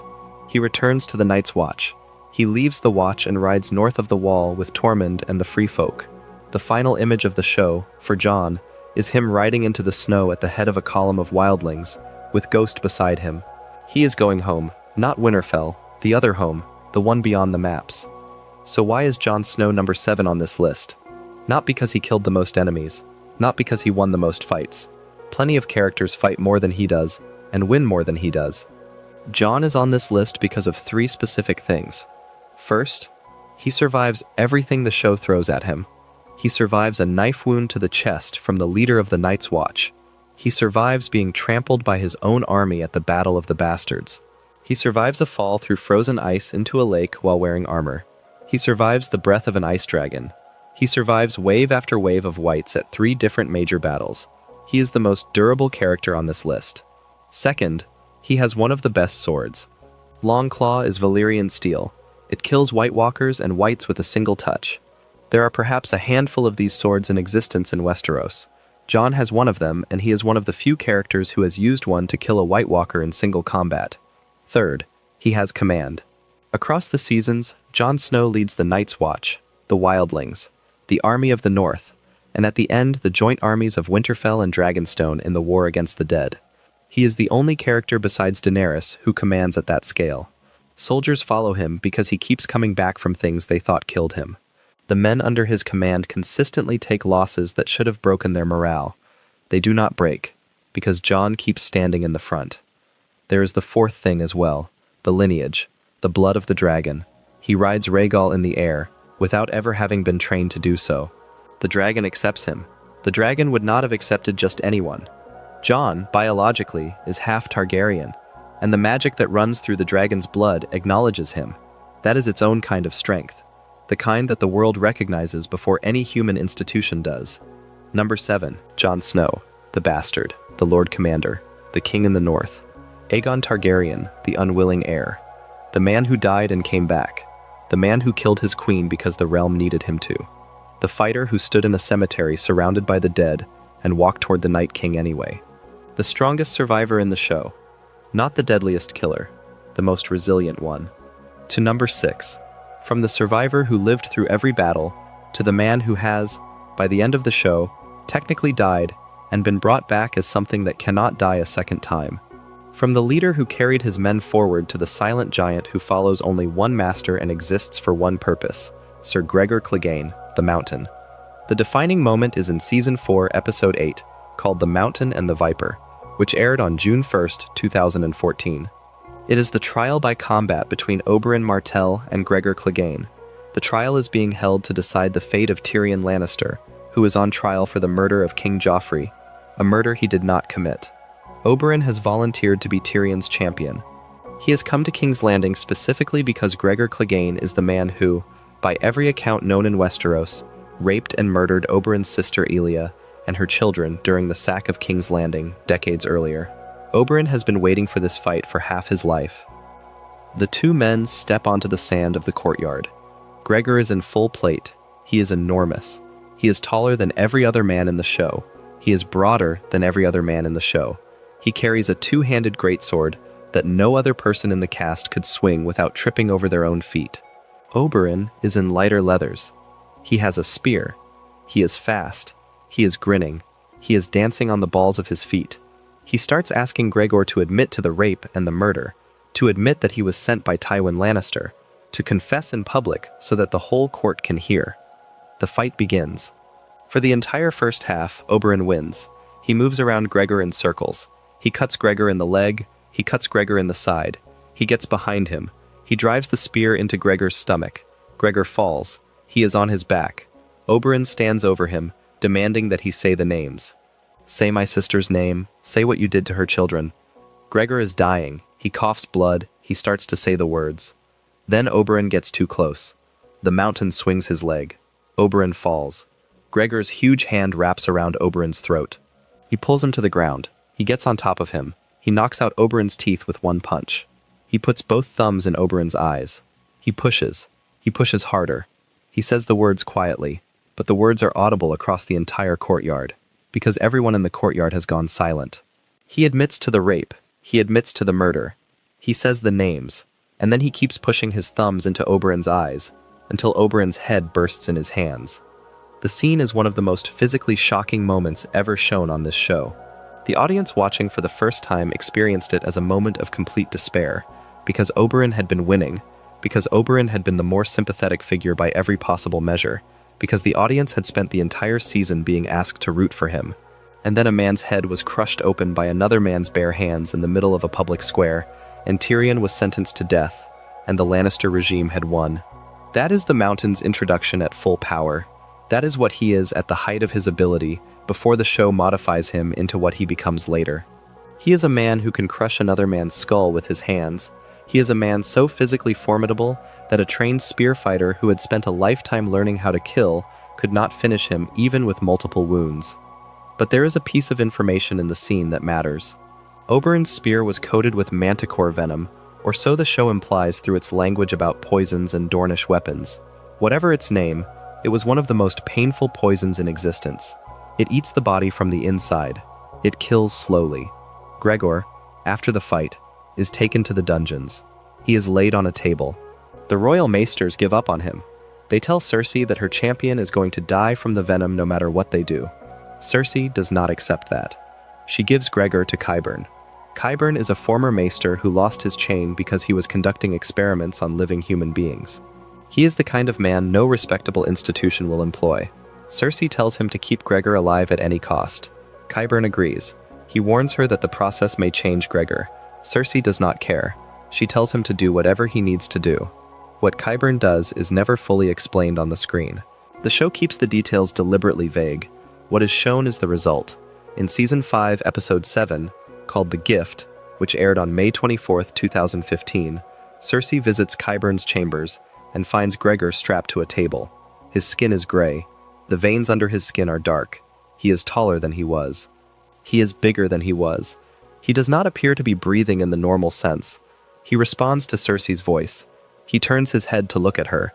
He is alive in the sense that he can move and follow orders. But he is no longer Gregor Clegane in the sense that he can speak or feel pain or refuse a command. Qyburn names him Sir Robert Strong and gives him to Cersei as her personal Kingsguard. He is given heavy armor. He wears a helmet that covers his entire face. He never removes the helmet. He never speaks. He stands behind Cersei's throne at every public event for the remainder of her reign. And the things he does in that role are some of the most violent in the show. He kills the High Sparrow's man on the steps of the Sept by pulling his head off in Season 6, Episode 1, called The Red Woman, which aired on April 24, 2016. He kills the Faith militant guards at the door of the Red Keep. He stands on the wall of King's Landing during the parley in Season 7. He stands behind Cersei at the Dragon Pit meeting. He stares Sandor Clegane in the face when Sandor sees him for the first time in years and tells him that they both know how this is going to end. The fact that he is undead matters for this list. The Mountain, before Qyburn, was among the most physically dangerous men in the show. The mountain after Qyburn is something that cannot be reasoned with, cannot be tired out, and cannot be killed in any normal way. He does not bleed in a way that matters. He absorbs sword blows that would end any other knight. He continues to function while wounded. When Sandor finally fights him at the end of the show, on the staircase of the Red Keep, in Season 8, Episode 5, The Bells, Sandor stabs him in the heart and pulls the blade back out. The mountain pulls the blade back out himself when it gets stuck and tosses it aside. Sandor stabs him in the eye. The eye comes out. The mountain pulls the dagger out of his own eye socket and continues fighting. Sandor cuts him deeply across the chest. The mountain keeps coming. There is nothing in the Hound's arsenal that can end the mountain. Sandor knows it. The fight ends not with Sandor winning a duel, but with Sandor pushing both of them over the edge of a wall into the fire below, where the heat and the fall together end the mountain. That is the strength of the mountain, not just the original size and power, which was already at the very top of the human range, but the fact that he was modified, that he was made into something beyond human, and that in his second form, he was effectively impossible to kill in single combat. The only way to end him was to take him with you into a fire that was big enough to burn through whatever Qyburn had done to him. There is a piece of the show that does not get talked about as much as it should. The Mountain is the only character on this list who was effectively ranked twice. There is the original Gregor Clegane. There is the Sir Robert Strong version. Both versions are individually more dangerous than almost every other human in the show. The original Gregor killed a knight in a jousting tournament in Season 1 because the knight unhorsed him. The original Gregor cut his own horse's head off in the same tournament because the horse was unsettled. The original Gregor led the raids in the Riverlands during the War of the Five Kings. The original Gregor was the muscle behind every brutal political move the Lannisters made for 2 generations. He was an enforcer. His brother was the one who got the title of the Hound, but Gregor was the family's actual weapon. He was the one Tywin sent when a village needed to be made an example of. By every widespread account in Westeros, he was the one who killed Elia Martell and her babies during the sack of King's Landing. He was the one who burned the Hound's face in the brazier when they were children, for the crime of playing with one of his toys. Gregor's strength is also a record of cruelty. He used his size and his power to hurt people for his entire life, with the protection of the most powerful family in the realm, and almost no one ever made him pay for any of it. He fought in 2 wars. He survived both. He was poisoned by Oberyn's spear, and was kept alive by a former maester's experiments. He was returned to the world as something that could not feel pain. He served his queen as her personal executioner for years. He died only because his own brother loved him enough to die with him. There is one more aspect of the Mountain that earns him this place: the reputation. The show uses other characters to establish how feared he is. Bronn, who has fought his way across a continent, tells Tyrion in Season 1 that he will not fight Gregor Clegane for any amount of money. He says no man would. Bronn is a sellsword. Bronn fights for money. The fact that he will not take a contract on the Mountain at any price is a measurement of fear that goes beyond any individual fight. The Mountain is a fact of life in Westeros. He is what other fighters use to measure themselves. He is the thing that exists at the top of the league, the warrior who cannot be matched in pure physical terms, and he serves the Lannisters. As long as the Lannisters had him, they were unanswerable in single combat. As long as he existed, no one would willingly cross his path. Number 6. Sir Gregor Clegane, the Mountain that rides. Sir Robert Strong, the killer of Elia Martell, the crusher of Oberyn Martell, the undead Golden Knight who stood behind Cersei's throne, the brother who burned a child's face and was eventually carried into the fire by that same child grown into a man. The most physically dangerous human being in the entire show, before and after death. The body the Lannisters used to make sure that no one ever forgot what their family was capable of doing if they were displeased. To number 5. From the undead Golden Knight to the queen who liberated cities by burning their slavers in the squares. From the warrior who served one master to the woman who arrived in Westeros at the head of an army that no continent had seen the equal of in centuries, Daenerys Targaryen.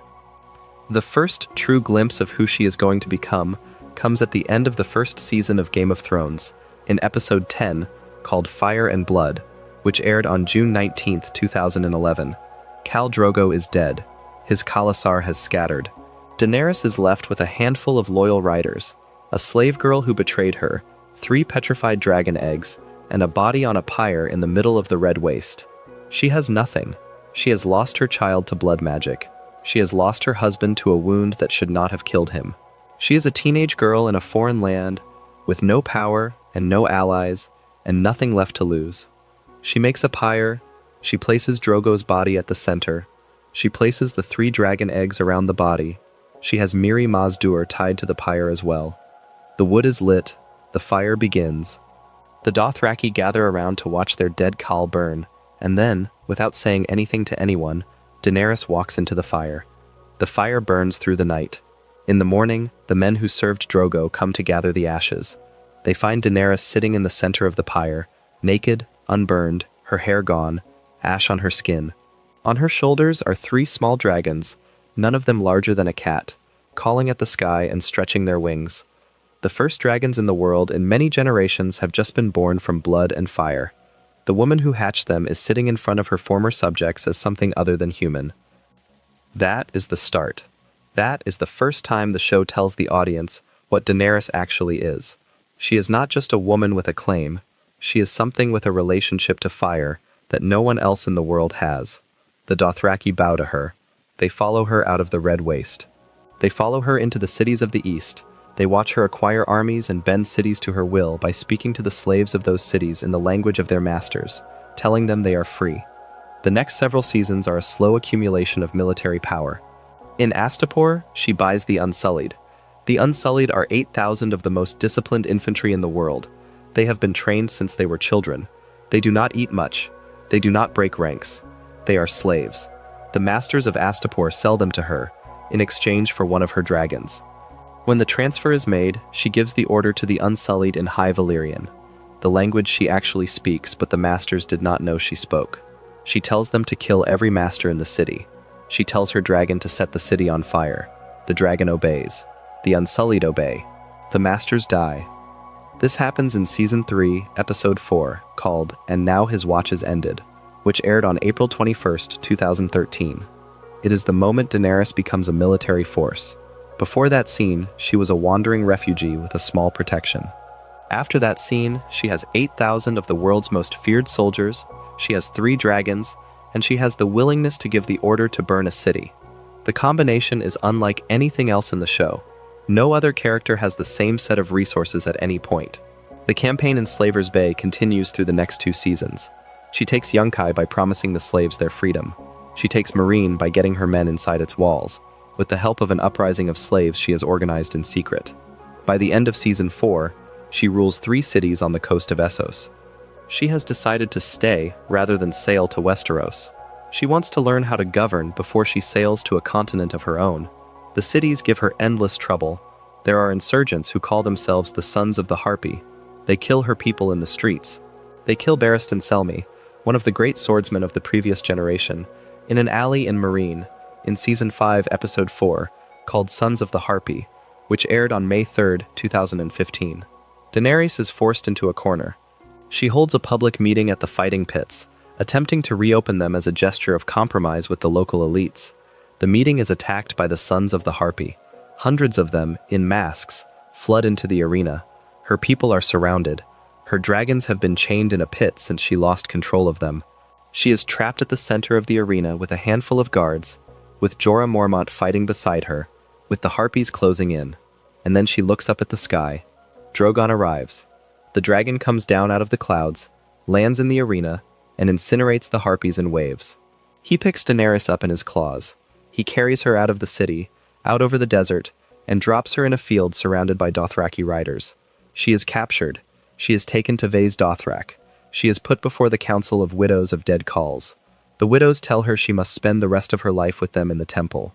She is, as far as they are concerned, finished. She is not finished. In Season 6, Episode 4, called Book of the Stranger, which aired on May 15, 2016, she walks into the temple of the Dosh Khaleen for a meeting of all the Khals. The Khals are debating what to do with her. They argue. They mock her. They say she should be sent back to Meereen as a slave. She listens. Then she begins to speak.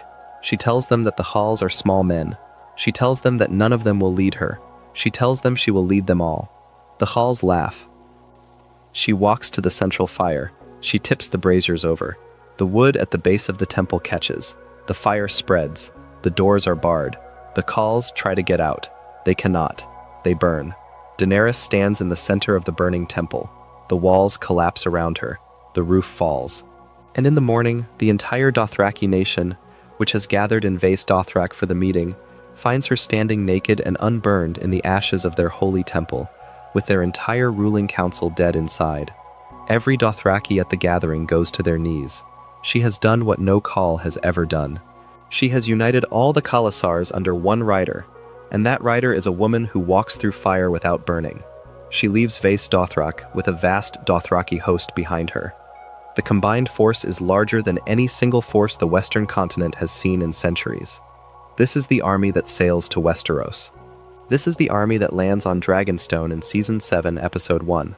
By that point, she has the Unsullied, she has the Dothraki, she has 3 full-grown dragons, and she has the alliance of 3 of the great houses of Westeros. She has more military power than any single contender in the war for the Iron Throne. The only reason she does not win the war immediately is because Cersei has access to ports, has access to gold, has access to Euron Greyjoy's fleet, and because Daenerys spends most of her time honoring Tyrion's advice to fight a careful war that does not destroy the kingdom she wants to rule. Watch what she does at the Loot Train battle in Season 7, Episode 4, called The Spoils of War, which aired on August 6, 2017. The Lannister army is marching back to King's Landing, with the gold from Highgarden. The army is large, the army is well-disciplined, the army is led by Jaime Lannister and Bran. Daenerys arrives on Drogon, with a Dothraki horde behind her, and the battle ends in less than 20 minutes. The Lannister wagons burn. The Lannister soldiers die in waves. Bran fires the giant scorpion crossbow at Drogon and wounds him. Daenerys forces Drogon down. Jaime, in armor, charges across the field at her with a spear, attempting to kill her himself. Drogon turns and opens his mouth. Jaime is saved at the last moment by Bran, who tackles him into the river. The battle is the show telling the listener what a dragon does to a medieval army. It does not give the army a fair fight. It does not give the army time to maneuver. It arrives, it burns, it leaves. The wagons of gold are ash. The Lannister army is broken in a single afternoon. Daenerys, on the back of Drogon, has demonstrated that there is no Westerosi force that can stand against her in the open field. The only thing that can hurt her is a specialty siege weapon, and even that takes a direct hit on a dragon that is moving at speed. She rides Drogon north of the Wall in the next season. She uses her 3 dragons to fight wave after wave of whites at the Battle of the Long Night. She loses Viserion in Season 7, in the episode called Beyond the Wall, when the Night King throws an ice spear through his chest from across a frozen lake. The loss of that dragon is one of the most important events in the entire show. The dragon falls into the lake, the water freezes over him. The Night King, after the rest of the party escapes, walks down to the ice. He raises his hand. The dragon rises. The dragon's eyes are blue. He has been turned. The Night King now has a dragon of his own. The balance of the show has shifted. But this section is about Daenerys, not about her dragons. The dragons get their own entries on this list. What is being measured here is what Daenerys herself, as a person, can do. The answer is that Daenerys can do almost anything she sets her mind to, because she has the trust of 2 of the most disciplined armies in the world, the loyalty of 3 creatures that breathe fire, the political claim to a continent, and the willingness to use all of those things without restraint. The willingness is the part the show eventually focuses on. Through the first 6 seasons, Daenerys uses her power against people the audience is willing to see destroyed. Slavers, masters, Khals who plan to rape her, Lannister soldiers who serve a queen the audience hates. She is the liberator. She is the bringer of justice. The audience cheers when she burns the Tarlys for refusing to bend the knee, even though that scene, in Season 7, Episode 5, called Eastwatch, which aired on August 13, 2017, is one of the early signs of where she is heading. She gives Randall Tarly the option to bend the knee. He refuses. She gives him the option to go to the wall. He refuses. She tells Drogon to kill him. The dragon does. Then his son Dickon steps forward and tells her she has to kill him too. She tells Dickon he should reconsider. He does not. Drogon breathes again. Father and son die together in the field. That is a scene that, watched closely, contains the entire ending. Daenerys gives people choices. When they make the choices she wants, they live. When they make any other choice, they burn. The show, through the first 7 seasons, only puts her in front of people whose refusal is unsympathetic. The audience approves. The show, in Season 8, puts her in front of an entire city full of people who have nothing to do with her enemies, and tests whether she will continue to apply the same logic. She does. The fall of King's Landing in Season 8, Episode 5, The Bells, is the moment everything Daenerys has been is taken to its logical conclusion. The bells of surrender are ringing. The army has yielded. The walls have been breached. Tyrion has begged her to spare the city if the bells are rung.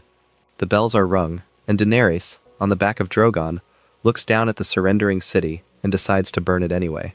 The dragonfire incinerates the streets. The dragonfire collapses buildings on the people inside. The dragonfire follows civilians as they run. There is no precision in the killing. There is no military target being struck. There is only the queen on the dragon, breathing fire on a population that has already laid down its weapons, because she has decided that fear is the only language the people of Westeros will understand, and that a thing must burn for the lesson to be permanent. That is the strength being measured here. Not the wisdom of the choice. Not the morality of the choice. The actual capacity. Daenerys on Drogon can destroy a capital city in an afternoon. There is no other character in the show, with the possible exception of the Night King, who can do that. She is, in pure terms of damage that one person can inflict in one day, near the very top of the list. And she pays for that capacity at the end. Jon kills her in the throne room.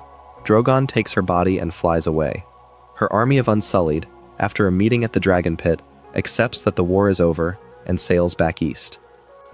Number 5. Daenerys Targaryen, the mother of dragons, the breaker of chains, the unburnt, the Khaleesi of the great grass sea, the queen who walked through the fire and the temple and the pyre, and emerged each time with more power than she had when she walked in. The conqueror who arrived in Westeros at the head of an army no continent could match. The figure who, by the end, became the thing the show had been quietly warning the audience she might become from the very first time she gave the order to burn. To number 4. From the queen who could destroy a city to the boy who could see every city, every battle, every birth and death across the entirety of recorded time. From the woman whose power was fire to the child whose power was memory itself. Bran Stark. It begins at the very beginning of the show. In the first episode, Winter is Coming, when a small boy climbs the broken tower at Winterfell. He is good at climbing. His mother does not approve. She tells him every morning to stop climbing the broken tower, because one day he will fall. He does not stop. The royal procession is in the castle. There are knights everywhere. There are noise and feasts and important strangers. The boy uses the distraction to slip away and climb again. He climbs the outer wall. He climbs the broken stones. He pulls himself up onto a windowsill of a room that is supposed to be empty. He looks in. There are 2 people inside, having sex. The 2 people are Jaime Lannister and Cersei Lannister, the queen and her brother. They see him. Cersei screams. Jaime walks to the window. Jaime says, "The things I do for love." He pushes the boy out. The boy falls from the tower. His direwolf, somewhere far below, howls. His body hits the ground. His mother, hearing the howl, runs to him. He is alive, but he is broken. His legs do not work, and they will never work again. His mother sits by his bed for weeks while he does not wake up. When he wakes up, he does not remember the fall. He does not remember who pushed him. He is a boy whose life as a knight, as a future lord, as a normal Stark, has ended in a single moment in a tower window. That is the introduction. A small boy crippled by a man he caught in an act of incest. The Stark family is set into motion by that fall. Ned travels to King's Landing in part because he agrees to be Hand of the King, but also because his wife wants to know what happened in the tower. Everything that happens in the 7 kingdoms across 8 seasons begins with a small boy climbing a wall. But the fall is also the start of something else. Bran, while unconscious, begins to dream. He dreams of a 3-eyed raven. He dreams of his direwolf hunting in the snow. He dreams of things he should not be able to dream. When he wakes, the dreams keep coming. He starts to dream of events he could not have witnessed. He starts to see things happening in other parts of Winterfell while his body is in his bedroom. He starts, the show eventually tells the listener, to dream of things that have not happened yet. The dreams are a power he does not understand. They are the awakening of an old magic in the blood of his family. The Starks, the show eventually reveals, carry within them the residue of an ancient gift. They are wargs. They can put their consciousness into the bodies of animals. They are also, occasionally, greenseers. They can see across time. Bran has both gifts. He has them at a level no Stark in any living generation has carried. The training takes years of screen time. In Season 3, in Season 4, in Season 5, Bran travels north with Jojen Reed and Mira Reed and Hodor and Osha on a quest that does not appear to have a clear destination. They cross the wall. They travel into the territory of the dead. They are chased through the snow by whites. Jojen is killed. Hodor is overwhelmed. The children of the forest meet them at the cave of the Three-Eyed Raven, throw fire bombs to clear the whites, and take them inside. Inside the cave is an old man tangled in the roots of a weirwood tree. He is the Three-Eyed Raven. He has been alive, in some sense, for thousands of years. He has lived inside the tree for so long that he has become the tree. His body has merged with the roots. He cannot leave. He has been waiting for Bran. He tells Bran that he is going to teach him to see. The seeing that follows is unlike anything else in the show. Bran, with his eyes closed, with the old man's hands on his forehead, sees the past. He sees his father as a young man, training with his uncle Benjen in the yard at Winterfell.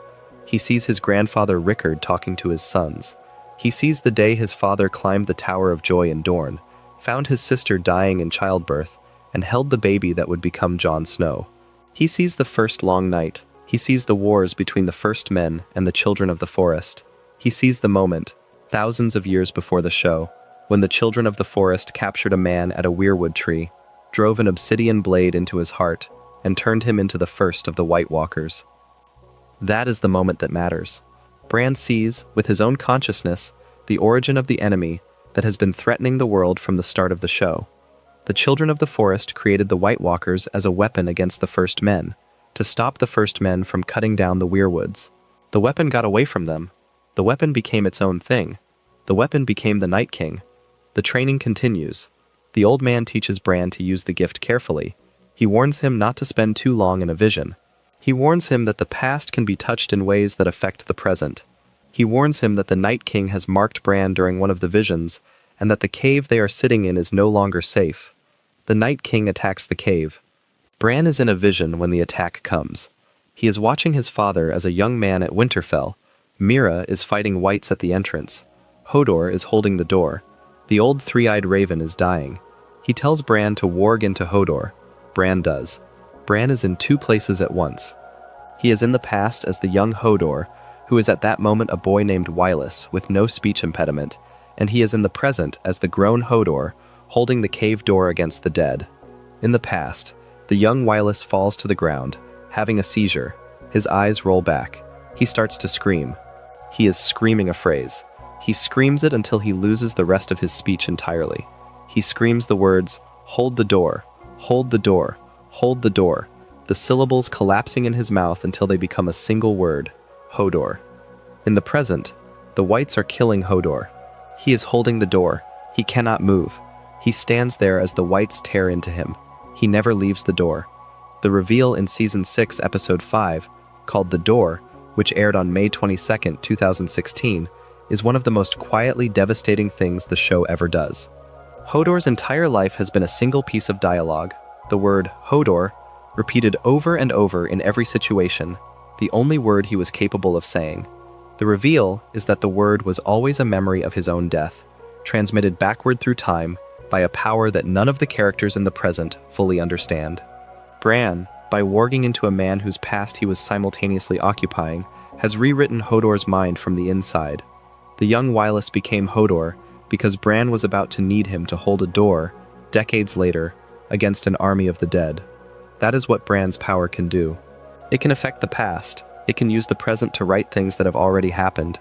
The Night King is hunting him for a reason. The reason is that this kind of power, if left to develop, will eventually be able to do things that no army can prevent. Bran escapes the cave. He is carried south by Mira. Uncle Benjen rescues them. They make it back to the wall. Bran returns to Winterfell. By the time he arrives, in Season 7, he is no longer Bran. He says it out loud, repeatedly. He is the Three-Eyed Raven now. The boy who fell from the tower is in there somewhere, but he is no longer the dominant consciousness in the body.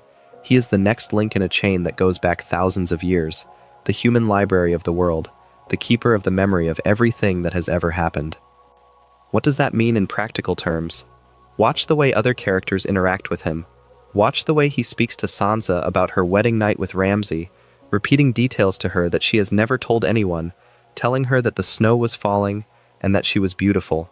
Watch the way he interacts with Sam Tarly, identifying with one glance the fact that Sam has read certain books that contain certain information about the parentage of Jon Snow. Watch the way he tells Jaime Lannister, in front of the assembled lords, that he remembers what Jaime did to him at the Tower, and that the things that have to happen, have to happen. He is, by Season 8, a person who knows every secret of every person in every room he is in. He knows what was done to Sansa. He knows what Cersei is planning. He knows what the Iron Bank is doing. He knows where Jaime was on every important day of his life. He knows what Daenerys is about to do before she does it. And he does not act on any of this knowledge in obvious ways, because his power is not the power to win individual fights. His power is to be the memory of the world. His power is to make sure that nothing important is forgotten. There is a scene in Season 8, Episode 2, A Night of the Seven Kingdoms, in which Bran sits by the Heart Tree in the God's Wood at Winterfell, waiting for the Night King to come for him. The lords have placed him there as bait, because they have decided that the Night King is hunting him specifically, and that drawing the Night King out is the best chance the army has of getting close to him. Bran sits in his chair. The fires burn in the trenches. The battle is somewhere in the distance. He closes his eyes. He sends his consciousness into a flock of ravens. He flies south. He watches the army of the dead approaching the walls of Winterfell. He watches them through the eyes of his birds. He is, at that moment, performing reconnaissance at a scale no other character could perform. He is seeing the entire battlefield from the air, in real time, with the eyes of many birds simultaneously. That is a military capacity. That is a strategic capacity. There is no other source in the world that can provide it. He does not get to act on what he sees. The Night King appears in the Godswood before the information can be used. Theon Greyjoy dies defending Bran. Arya arrives. The Night King ends. The world stops. The battle is over. And then comes the small council. After all the dragons are gone. After Daenerys is killed by Jon. After Drogon flies away with her body. The leaders of Westeros gather at the Dragon Pit. They have to decide who will rule. Tyrion stands up. He says they need a story. He says the kingdoms need someone whose story is so compelling that everyone will agree to follow him. He says he knows that person. He says the person is Bran Stark. Bran becomes king. The vote is mostly unanimous. The realm decides to give the throne to a boy who fell from a tower, who learned to see across time, who knows every secret of every person in the room. The decision is the show telling the audience that, in the long run, the most strategically powerful person in the world is the one who knows the most. Bran knows more than anyone has ever known. He becomes king not because he can fight, not because he has an army, not because he has a name with a strong claim, but because he is the person whose memory of the world makes him impossible to deceive. So why is Bran number 4? Because his power is not the power to kill. His power is the power to know. And in a world full of liars and schemers, and men who fight in armor, the person who already knows what everyone is planning is the most strategically dangerous figure in the story. He cannot lose a war he can see coming from 1,000 miles away.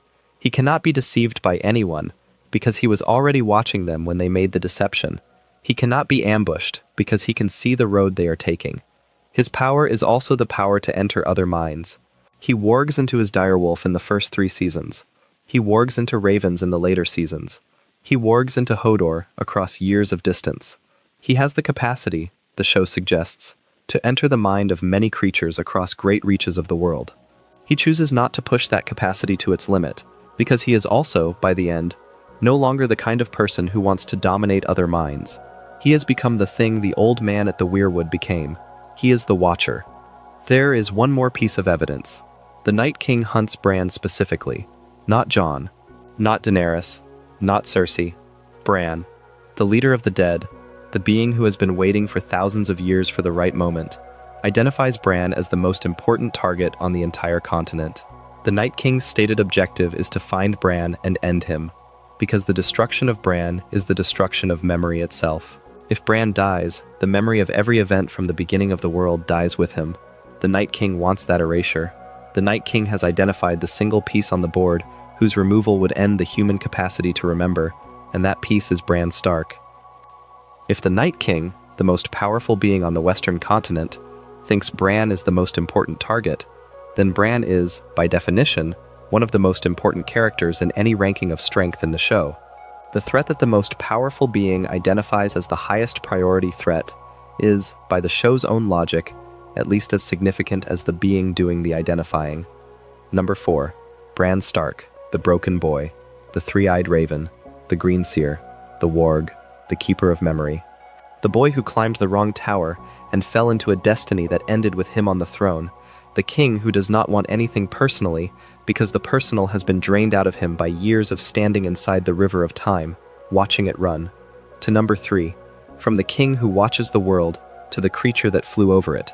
From the boy in the chair to the engine of war that breathed fire on every army that ever stood against it. Drogon. Cast your mind back to the very first season of the show, to the final episode, called Fire and Blood, when a slave woman named Mirri Maz Duur watches Daenerys walk into a funeral pyre. Mirri is tied to the pyre with the body of Khal Drogo. The flames begin. Daenerys steps into the fire of her own will. The Dothraki around the pyre weep and pray to their gods. The fire burns through the night. In the morning, Daenerys is alive at the center of the ashes.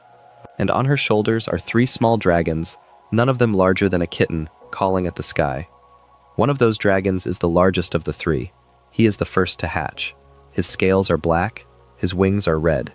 He is named Drogon, after Drogo. From the very first moment he exists, he is bonded to Daenerys. He climbs her arm, he sits on her shoulder, he eats from her hand.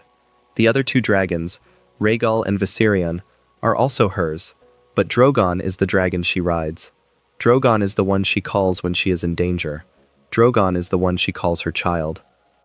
The first time Drogon kills a man is in Season 3, Episode 4, called And Now His Watch is Ended. He is still small. He is the size of a large dog. Daenerys is in the marketplace of Astapor making the exchange. She is trading Drogon to the slave masters in exchange for the Unsullied. The exchange is supposed to be permanent. The chain of slaves and the chain of dragons are being passed between the 2 parties. Daenerys hands the chain over. The master gives her the whip that controls the Unsullied. The deal is done. The slaves are hers. Then Daenerys speaks in High Valyrian. The masters did not know she spoke their language. They have been insulting her in front of her face for the entire negotiation. They have been calling her names she should not understand. She has understood every word. She tells the Unsullied to kill every slave master in the city. The Unsullied obey her, not the master who is holding their physical chains, because she is the one giving the order in the language they were trained to obey. The master tries to use the dragon. He pulls on Drogon's chain. He commands Drogon to come. Drogon does not come. Drogon has only one master, and her name was never the master's to give. Drogon turns his head. Drogon opens his mouth. The master burns alive in the marketplace in front of his peers. That is the introduction to what Drogon is going to be when he grows up. The Unsullied are unleashed on the city. The masters are killed. Daenerys takes Drogon back. The dragons grow. They grow fast. By the end of the 3rd season, they are the size of large horses. By the end of the 4th season, they are the size of houses. The other 2 dragons, Rhaegal and Viserion, have to be chained in the dungeons of Meereen because they have started to hunt livestock and have killed a child in the fields. Drogon is the one who refuses to be chained. He flies away from the city. He hunts in the hills. He returns occasionally to see Daenerys, but he will not be confined. He has chosen freedom in a way the other 2 never quite did. He returns at the fighting pits in Season 5, Episode 9, called The Dance of Dragons, which aired on June 7, 2015. Daenerys is in the arena. The sons of the Harpy have surrounded her. Her guards are being killed. There is no way out. The arena floor is full of attackers in masks. And then, out of the sky, Drogon arrives. The dragon lands in the center of the arena. The Harpies, who have been swarming Daenerys, turn to face him. They begin to throw spears. The spears glance off his scales. He takes a few of them in his flesh. He shakes them out. Then he breathes. The fire fills half the arena. The Harpies in the front rows die instantly. The Harpies in the back rows turn and run. Daenerys, in the smoke, climbs onto his back. She does not know how to ride a dragon. She has never done this before. She gives him a command in High Valyrian. The word is fly. He flies. That moment is the show telling the listener that the dragons are no longer pets or political symbols. They are now mounts. The age of dragon riders has returned. There has not been a Targaryen on the back of a flying dragon in something on the order of a century and a half, since the last of Daenerys' ancestors stopped flying because the dragons themselves had grown too small to carry them. Now a dragon the size of a small palace is carrying a queen out of a public arena, in front of thousands of witnesses. The campaign that follows is the campaign of a dragon. In every battle from that point on, Drogon's appearance changes the shape of the fight. At the Loot Train battle in Season 7, Episode 4, Drogon arrives at the head of a Dothraki charge. The Lannister archers are firing, the shields are up, the infantry are in formation, the wagons are protected. Drogon flies low across the field, mouth open, and a wall of fire moves across the line of the army. The shields catch fire. The men inside the armor cook in place. The wagons of gold explode. The Lannister army, one of the most powerful military forces in Westeros, takes its worst single defeat in the war in less than half an hour. Bronn fires the Scorpion crossbow at Drogon. The Scorpion is a massive bow that fires a spear the size of a small tree. It is the only weapon in Westeros designed specifically to kill dragons. The first shot hits Drogon in the shoulder. He screams. He turns. He breathes fire on the area where the Scorpion is positioned. Bronn jumps clear at the last moment. The Scorpion explodes. Drogon, wounded, manages to land. Daenerys pulls the spear from his side. Jaime Lannister charges across the field with a spear of his own, intending to end the queen personally. Drogon turns his head and opens his mouth. Daenerys' hand is on his neck. She does not give the command. Bronn tackles Jaime into the river. The dragon and the queen are saved. That moment is the show acknowledging one thing about Drogon. He is not invincible. He can be wounded. He can be hurt. If a scorpion bolt hits him in the right place, he can be brought down. The world has a counter to dragons. The counter is large, slow, and requires perfect aim, but it exists. But the counter is also not enough. Drogon survives the wound. He flies away. He continues to fight in subsequent battles. He goes north of the wall with Daenerys to rescue Jon Snow's party. He fights against the dead at the cliff above the frozen lake. He survives the death of his brother Viserion, who falls into the lake with an ice spear through his chest. He carries Daenerys, Jorah, Jon, and the White back to Eastwatch by the sea. He has lost a brother. He grieves. He continues. He fights at the Battle of the Long Night. He flies alongside Rhaegal, with Daenerys and Jon on their backs. The two dragons fight a much smaller and now ice-based Viserion in the air above the castle. The fights are chaotic. The dragons collide. Daenerys and Jon are knocked from their saddles. Drogon is wounded by Whites climbing onto his back in the snow. He throws them off. He survives the night. He survives the ambush at Dragonstone, where Euron Greyjoy's Scorpion artillery kills Rhaegal in a single salvo. Drogon, the only dragon left in the world, lands at Dragonstone and grieves. He grieves the way an animal grieves, with sounds that are not quite of the world. Daenerys grieves with him. And then there is the burning of King's Landing. Drogon, with Daenerys on his back, flies into the city in Season 8, Episode 5, The Bells. The Iron Fleet is in the harbor. Drogon dives. He destroys the Iron Fleet in a single pass. He turns toward the walls. He destroys the scorpions on the walls in seconds, because he has come at them from above and from the side and at speed, and the men operating the scorpions cannot adjust fast enough. He destroys the gates. He destroys the soldiers in front of the gates. He destroys the soldiers behind the gates.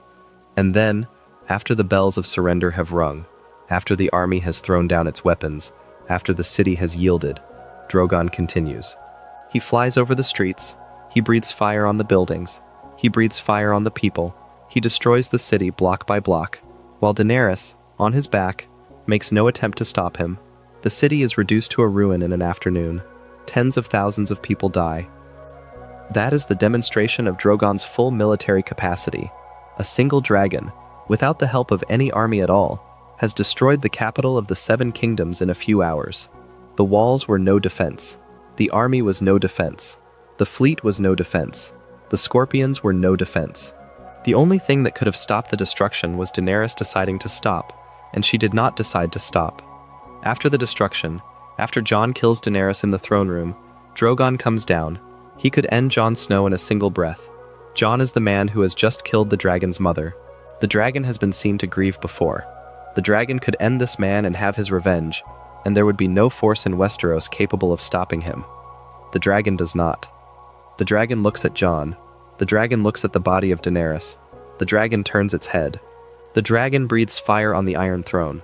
The throne, the actual physical chair made of melted swords, the symbol that the entire show has been about for 8 seasons, melts under the dragon's breath. The chair becomes slag. The chair, the show is saying, was the thing that killed Daenerys. Not Jon. Jon was just the hand that held the knife. The throne was the disease. And the dragon, the most physically powerful creature in the world at that moment, looks at the actual cause and destroys it. Then the dragon picks up the body of his mother in his claws and flies away. He does not come back. He flies east. As far as fans have pieced together, he flies toward Volantis or somewhere further still, toward the rumored origin of the dragons, toward whatever lies beyond the maps. The most powerful single creature in the show leaves the continent and does not return. There is one more thing to say about Drogon. He is the last of his kind. By the end of the show, Rhaegal is dead and Viserion has been destroyed twice. Drogon is alone. There are no other dragons in the world. There are no eggs known to exist. There are no Targaryens left with the blood and the magic to bond with one if one were found. The dragon is the final dragon.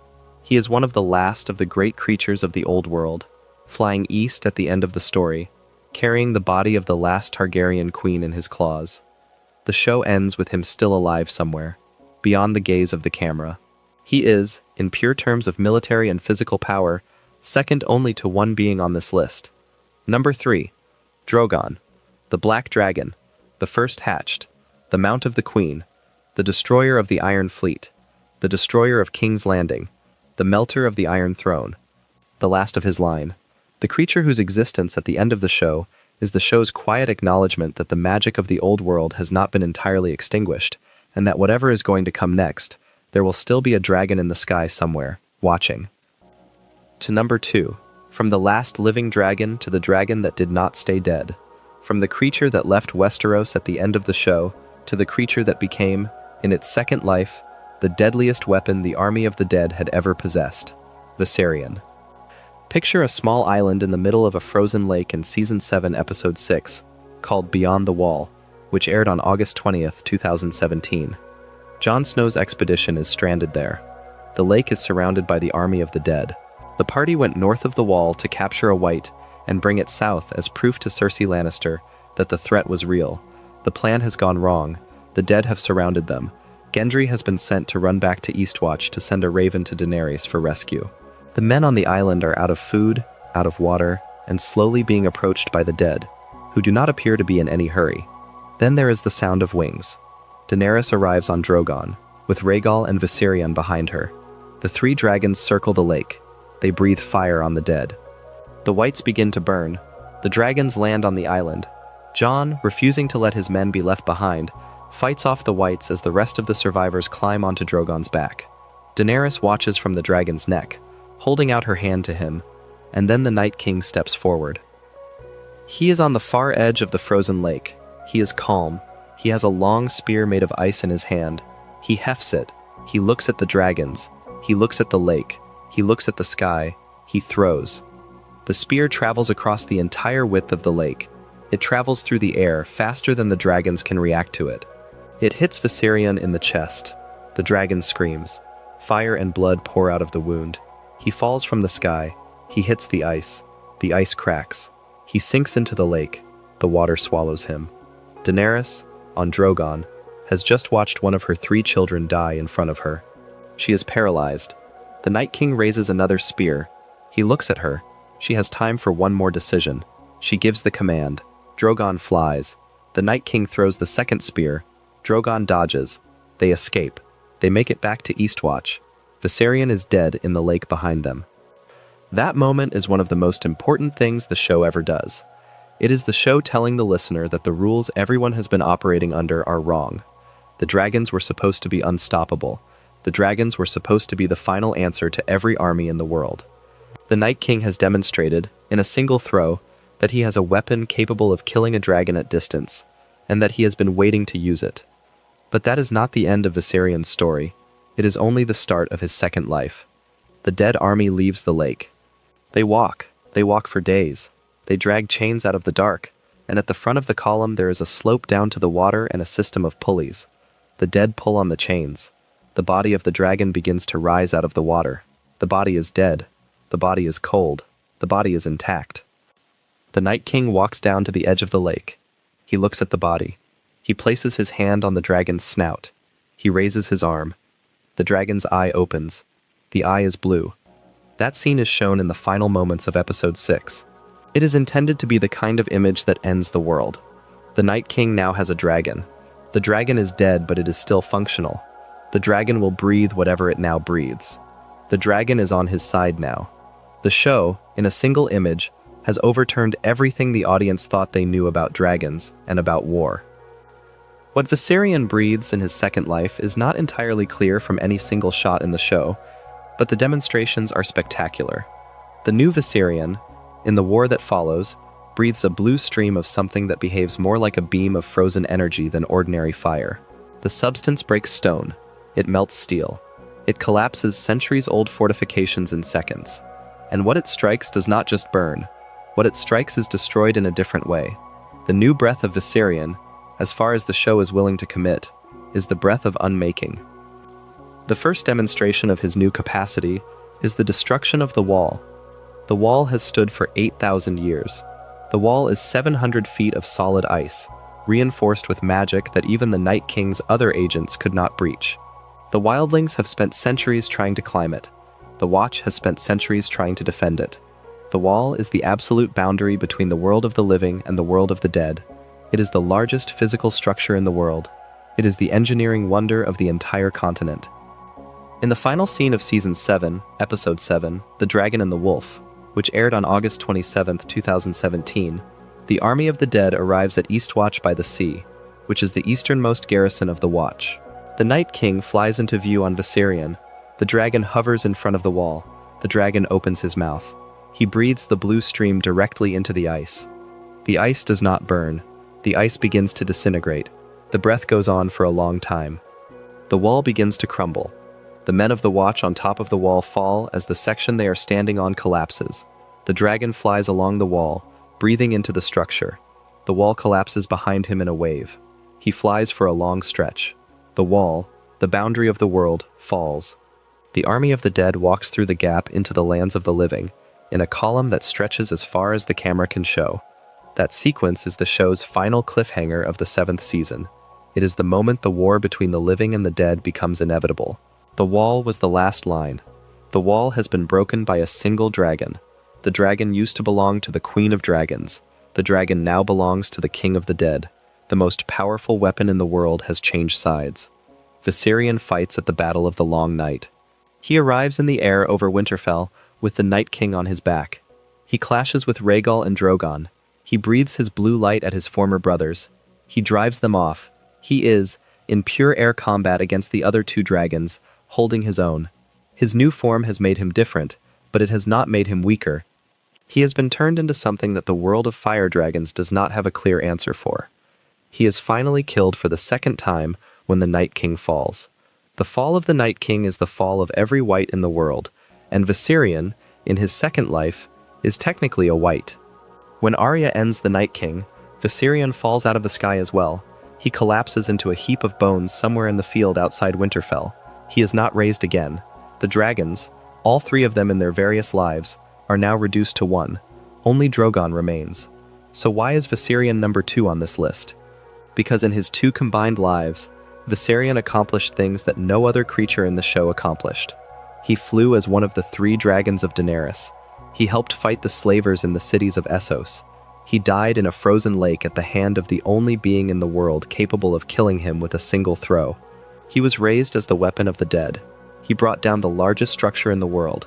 He destroyed the boundary that had held the dead in their place for 8,000 years. He led the invasion of the lands of the living. He fought his own former brothers in the air above Winterfell. He is the only being on this list with 2 distinct chapters of strength. He is also the only being who served both of the most powerful figures in the show. He was Daenerys' dragon. He was the Night King's dragon. He breathed fire, and then he breathed something else. He represents, in a single body, the entire arc of power in the show. The transition from the old magic of fire to the older magic of ice and unmaking is contained within the body of one dragon. And then there is the fact that breaks the symmetry of his ranking. Viserion is the reason the wall fell. Without him, the army of the dead would have been stuck behind the wall, with no obvious way through. The walls would have held for years. The kingdoms of the south would have had time to organize. The war for the living might have been a long campaign with many fronts. Instead, because Viserion brought the wall down in a single afternoon, the war was condensed into a single night at a single castle. Viserion is the single weapon that made the war for the living possible at all. He is the reason every army of the south had to march north. He is the reason Daenerys had to delay her invasion of King's Landing. He is the reason Bran was placed under the heart tree as bait. He is the reason Arya found herself in the Godswood. The entire endgame of the show is structured around the existence of a dragon that should have been dead, and that was instead breathing blue light into the largest piece of magical architecture the world had ever built. Number 2. Viserion, the yellow dragon of Daenerys Targaryen. The first dragon killed by the Night King. The first dragon raised by the Night King. The destroyer of the wall.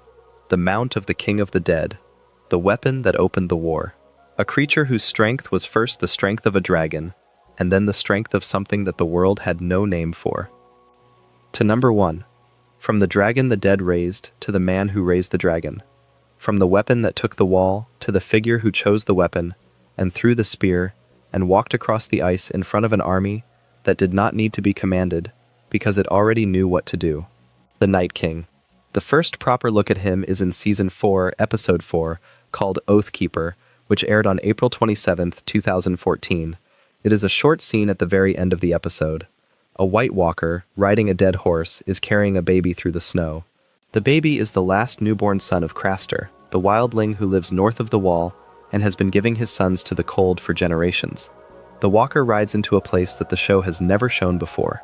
It is a circle of pillars made of ice. At the center of the circle there is an altar of ice. The walker places the baby on the altar. Then a figure comes out of the trees. The figure is taller than the walker. He is older. He moves with a different kind of weight. He has horns of ice growing from his head, ridges that catch the moonlight, a crown that has grown out of his skull rather than been placed on it. He walks to the altar. He looks at the baby. The baby cries. The figure places his finger against the baby's cheek. The baby's eyes change color. The baby's eyes turn blue. The baby is now one of them. The new walker is carried away. The figure who made him turns and walks back into the snow. That is the introduction.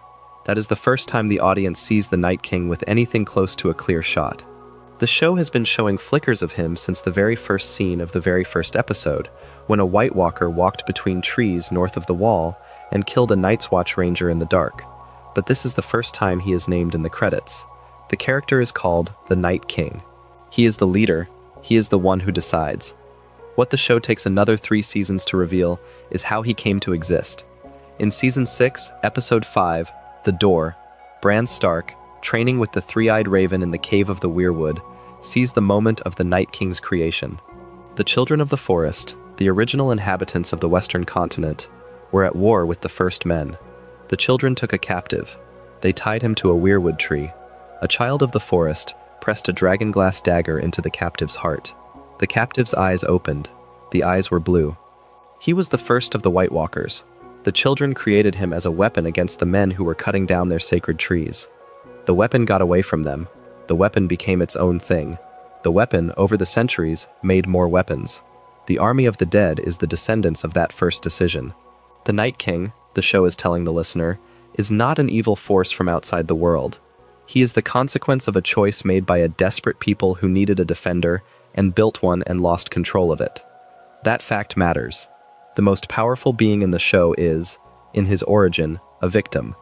He was a man. He was alive. Someone tied him to a tree and changed him into something else against his will. He has been alive in the new form for thousands of years. He has been organizing his army for thousands of years. He has been waiting for the right moment to march for thousands of years. The right moment arrives in the late seasons of the show. The army of the dead has grown. The wall is the only thing standing between the dead and the lands of the living. The men on the wall have shrunk to a few hundred Night's Watch members in a handful of castles. The kingdom to the south is at war with itself and not paying attention to the north. And the Night King has acquired, through the death of Viserion at the frozen lake, a dragon. But before the wall falls, the show needs to demonstrate what the Night King is capable of in a clear, contained way. The show does this twice. The first time is at Hardhome. The second time is at the Cave of the Three-Eyed Raven. The Hardhome sequence in Season 5, Episode 8 is the entire foundation of everything the Night King will be in the seasons after.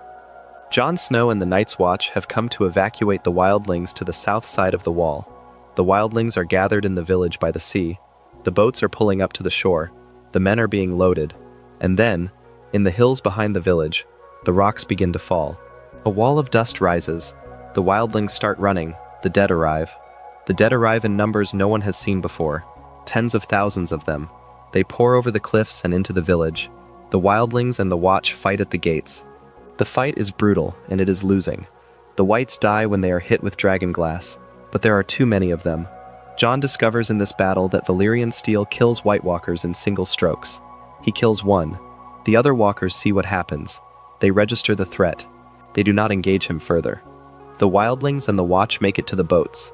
The boats push off. Jon, the giant One-One, Tormund, and a small handful of others are the only living things to escape. Behind them, the village is full of dead and dying. And then the Night King walks to the edge of the cliff above the village. He looks down at the boats. He raises his arms. Every wildling who has died in the battle rises. Hundreds of them. Thousands of them. They turn toward the water in unison. Their eyes are the color of his. They look at the man in the boat. The man in the boat looks back. The Night King's gaze is steady. He does not gloat. He does not move. He has just demonstrated, in front of the leader of the largest force in the north, that he can raise an army from any battlefield he chooses. The casualties of the war are now reinforcements for the wrong side. That moment is one of the most important pieces of information in the entire show. The dead do not have to be transported. The dead do not have to be supplied. The dead do not have to be paid. Every battle the army of the living fights against the army of the dead is a battle that, if lost, makes the dead larger. The Night King, in raising the wildlings of Hardhome with a single gesture, has demonstrated that the only winning strategy against him is total victory at every engagement. Anything less than total victory makes him stronger. The second demonstration is at the Cave of the Three-Eyed Raven. In Season 6, Episode 5, The Door, the Night King has tracked Bran across the wilderness because Bran, during a vision, made the mistake of being seen. The Night King physically touched Bran's arm in the vision. The touch left a mark. The mark allowed the Night King to find him. The army of the dead arrives at the cave. The children of the forest attempt to defend it with the fire bombs they have been refining for centuries. The Night King personally walks into the cave through the fire. He kills the Three-Eyed Raven. He kills the children of the forest. He breaks Summer, Bran's direwolf. He kills Hodor. He has, in a single assault, ended much of the line of human magical knowledge that has been maintained for thousands of years. The fact that Bran survives is because Mira carries him out the back, and because the resurrected Uncle Benjen Stark intervenes on the far side of the wilderness. The Night King, when he comes for an objective, takes it. The fact that he failed at this particular target is the rare exception, and even then, he wounded Bran in a way that defined the rest of the story. Then there is the spear. In Season 7, Episode 6, Beyond the Wall, the Night King throws his ice spear across the lake and ends Viserion. The throw is one of the most important moments in the entire show. The throw is the moment the audience understands that the dragons are not the trump card anyone thought they were. The throw is the moment the audience understands that the Night King has been planning a war the queens and kings of the south have not been planning. The throw is also the moment the Night King acquires the only dragon he will ever ride. The wall falls. The army of the dead enters Westeros. The march south begins. The march ends at Winterfell. The Battle of the Long Night in Season 8, Episode 3, which aired on April 28, 2019, is the engagement the entire show has been building toward. The army of the living has gathered at Winterfell. The Dothraki, the Unsullied, the Northern Lords, the Wildlings, the Night's Watch, the Soldiers of the Vale, the Knights of Westeros under Brienne and Jaime, the two queens, the two dragons, the assassin trained by the Faceless men, the bastard who came back from death, the boy who is the memory of the world. Every major piece on the board is at Winterfell. The dead arrive in the night. The Dothraki charge first with flaming swords. The lights of their weapons go out in waves as the cavalry hits the line of the dead. The cavalry is consumed in seconds. The infantry on the wall holds. The whites climb over each other. They reach the top. The trenches catch fire. The dragons rain fire on the field. The Night King on Viserion comes through the clouds. The fight in the air between the three dragons is one of the largest set pieces in television history. The two queens, on Drogon and Rhaegal, attempt to bring the Night King down. The dragons collide. The Night King is unseated. He falls. He hits the ground. He lands on his feet. He walks toward the Godswood. Daenerys lands Drogon between him and the trees. She tells Drogon to breathe.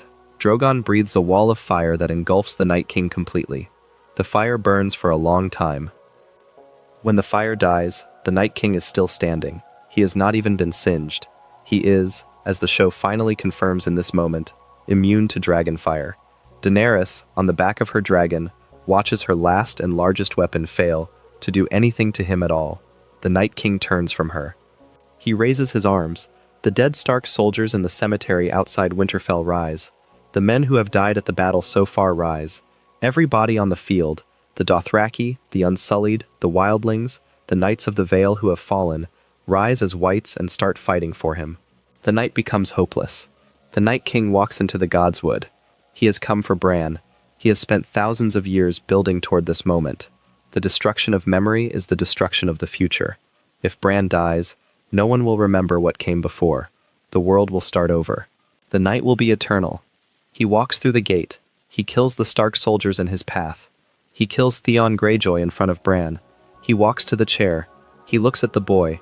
He reaches for his sword. A small figure leaps out of the air behind him. The Night King catches her by the throat in midair. He holds her up. He has stopped her. He is going to crush her windpipe. She has no chance. She drops the dagger from her right hand into her left hand. She drives it up under his ribs. The dagger is Valyrian steel. The dagger ends him. He shatters into 1,000 pieces of ice. The pieces hit the ground. The White Walkers around him shatter. Viserion falls out of the sky. Every white in every part of the field collapses. The entire army of the dead, hundreds of thousands of bodies, ends in a single moment. That is the death. That is also the entire portrait of his strength. The Night King is the only being in the show who took an entire army of the South, an entire continent of dragons, all of the queens and kings and warriors of the Seven Kingdoms, and forced them to band together against him because there was no other option. He was the only enemy the show ever had that united Cersei and Daenerys and Jon and Sansa and every other faction onto the same side, at least in name, even if some of them defected from the alliance later. He was the only character whose threat was so absolute that the people who hated each other most in the world had to admit, in his presence, that the petty struggles for the throne were a smaller game. He was also the only character who never spoke. Across all 8 seasons, he does not say a single word. He does not need to. The army around him understands what he wants without instructions. The whites in the field move when he moves. They stop when he stops. They raise when he raises his arms. He commands by being. He is the will. They are the body. He is also the only character who could raise the dead at will. He is the only character shown to walk through dragonfire untouched. He is the only character who could fly a dragon without being a Targaryen. He is the only character who took down the wall.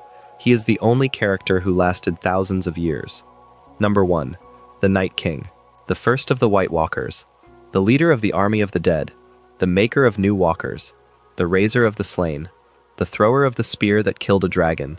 The rider of the dragon raised from the lake. The destroyer of the wall. The reason the queens stopped fighting each other.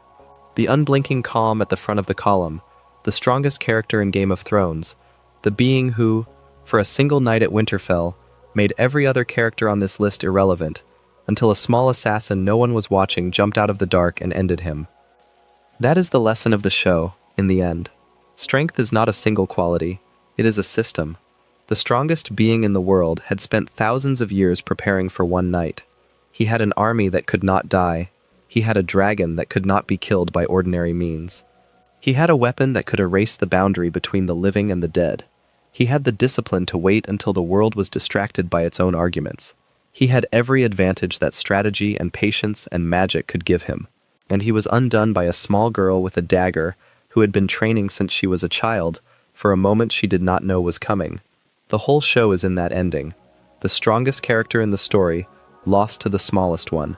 The lesson is not that strength does not matter. The lesson is that strength is not enough by itself. It has to be paired with the kind of attention that notices when a small figure in dark clothing is about to drop from the trees behind you. The Night King had every kind of strength in the world. He did not have that kind of attention. And so the army of the dead, which had been moving across the continent like weather, collapsed into ice and snow in a single moment, because a girl who had been overlooked for 8 seasons was finally seen. Settle into that for a moment. Let it sit. The most powerful being in the show was ended by the smallest character on this list.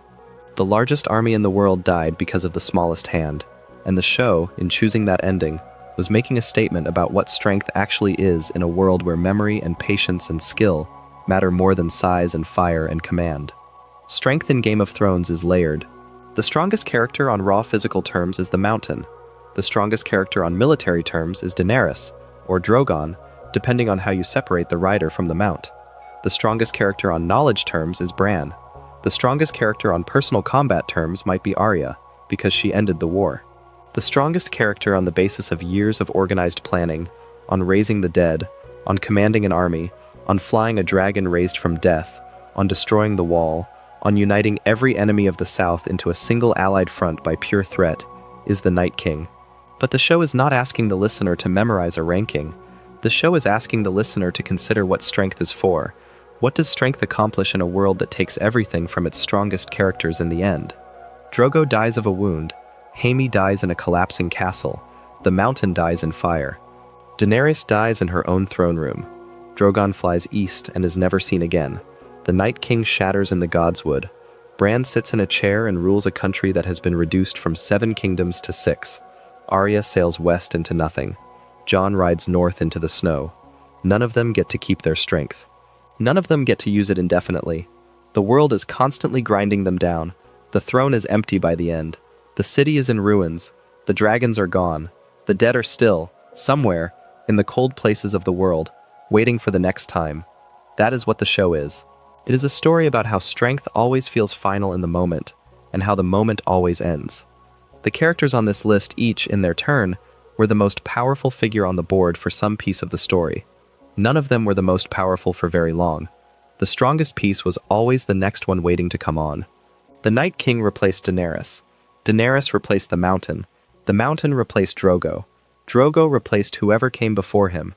And on it goes, in either direction, back into the past, and forward into the future the show does not show. So let your shoulders drop. Let the room go soft around you. Let the candles burn low. The strongest characters in Game of Thrones each had their hour, and each were carried away by the next one in line, and that is how the story has always worked, and that is the rhythm you can rest inside tonight. If you enjoyed the video, make sure to subscribe, and I'll see you in the next one.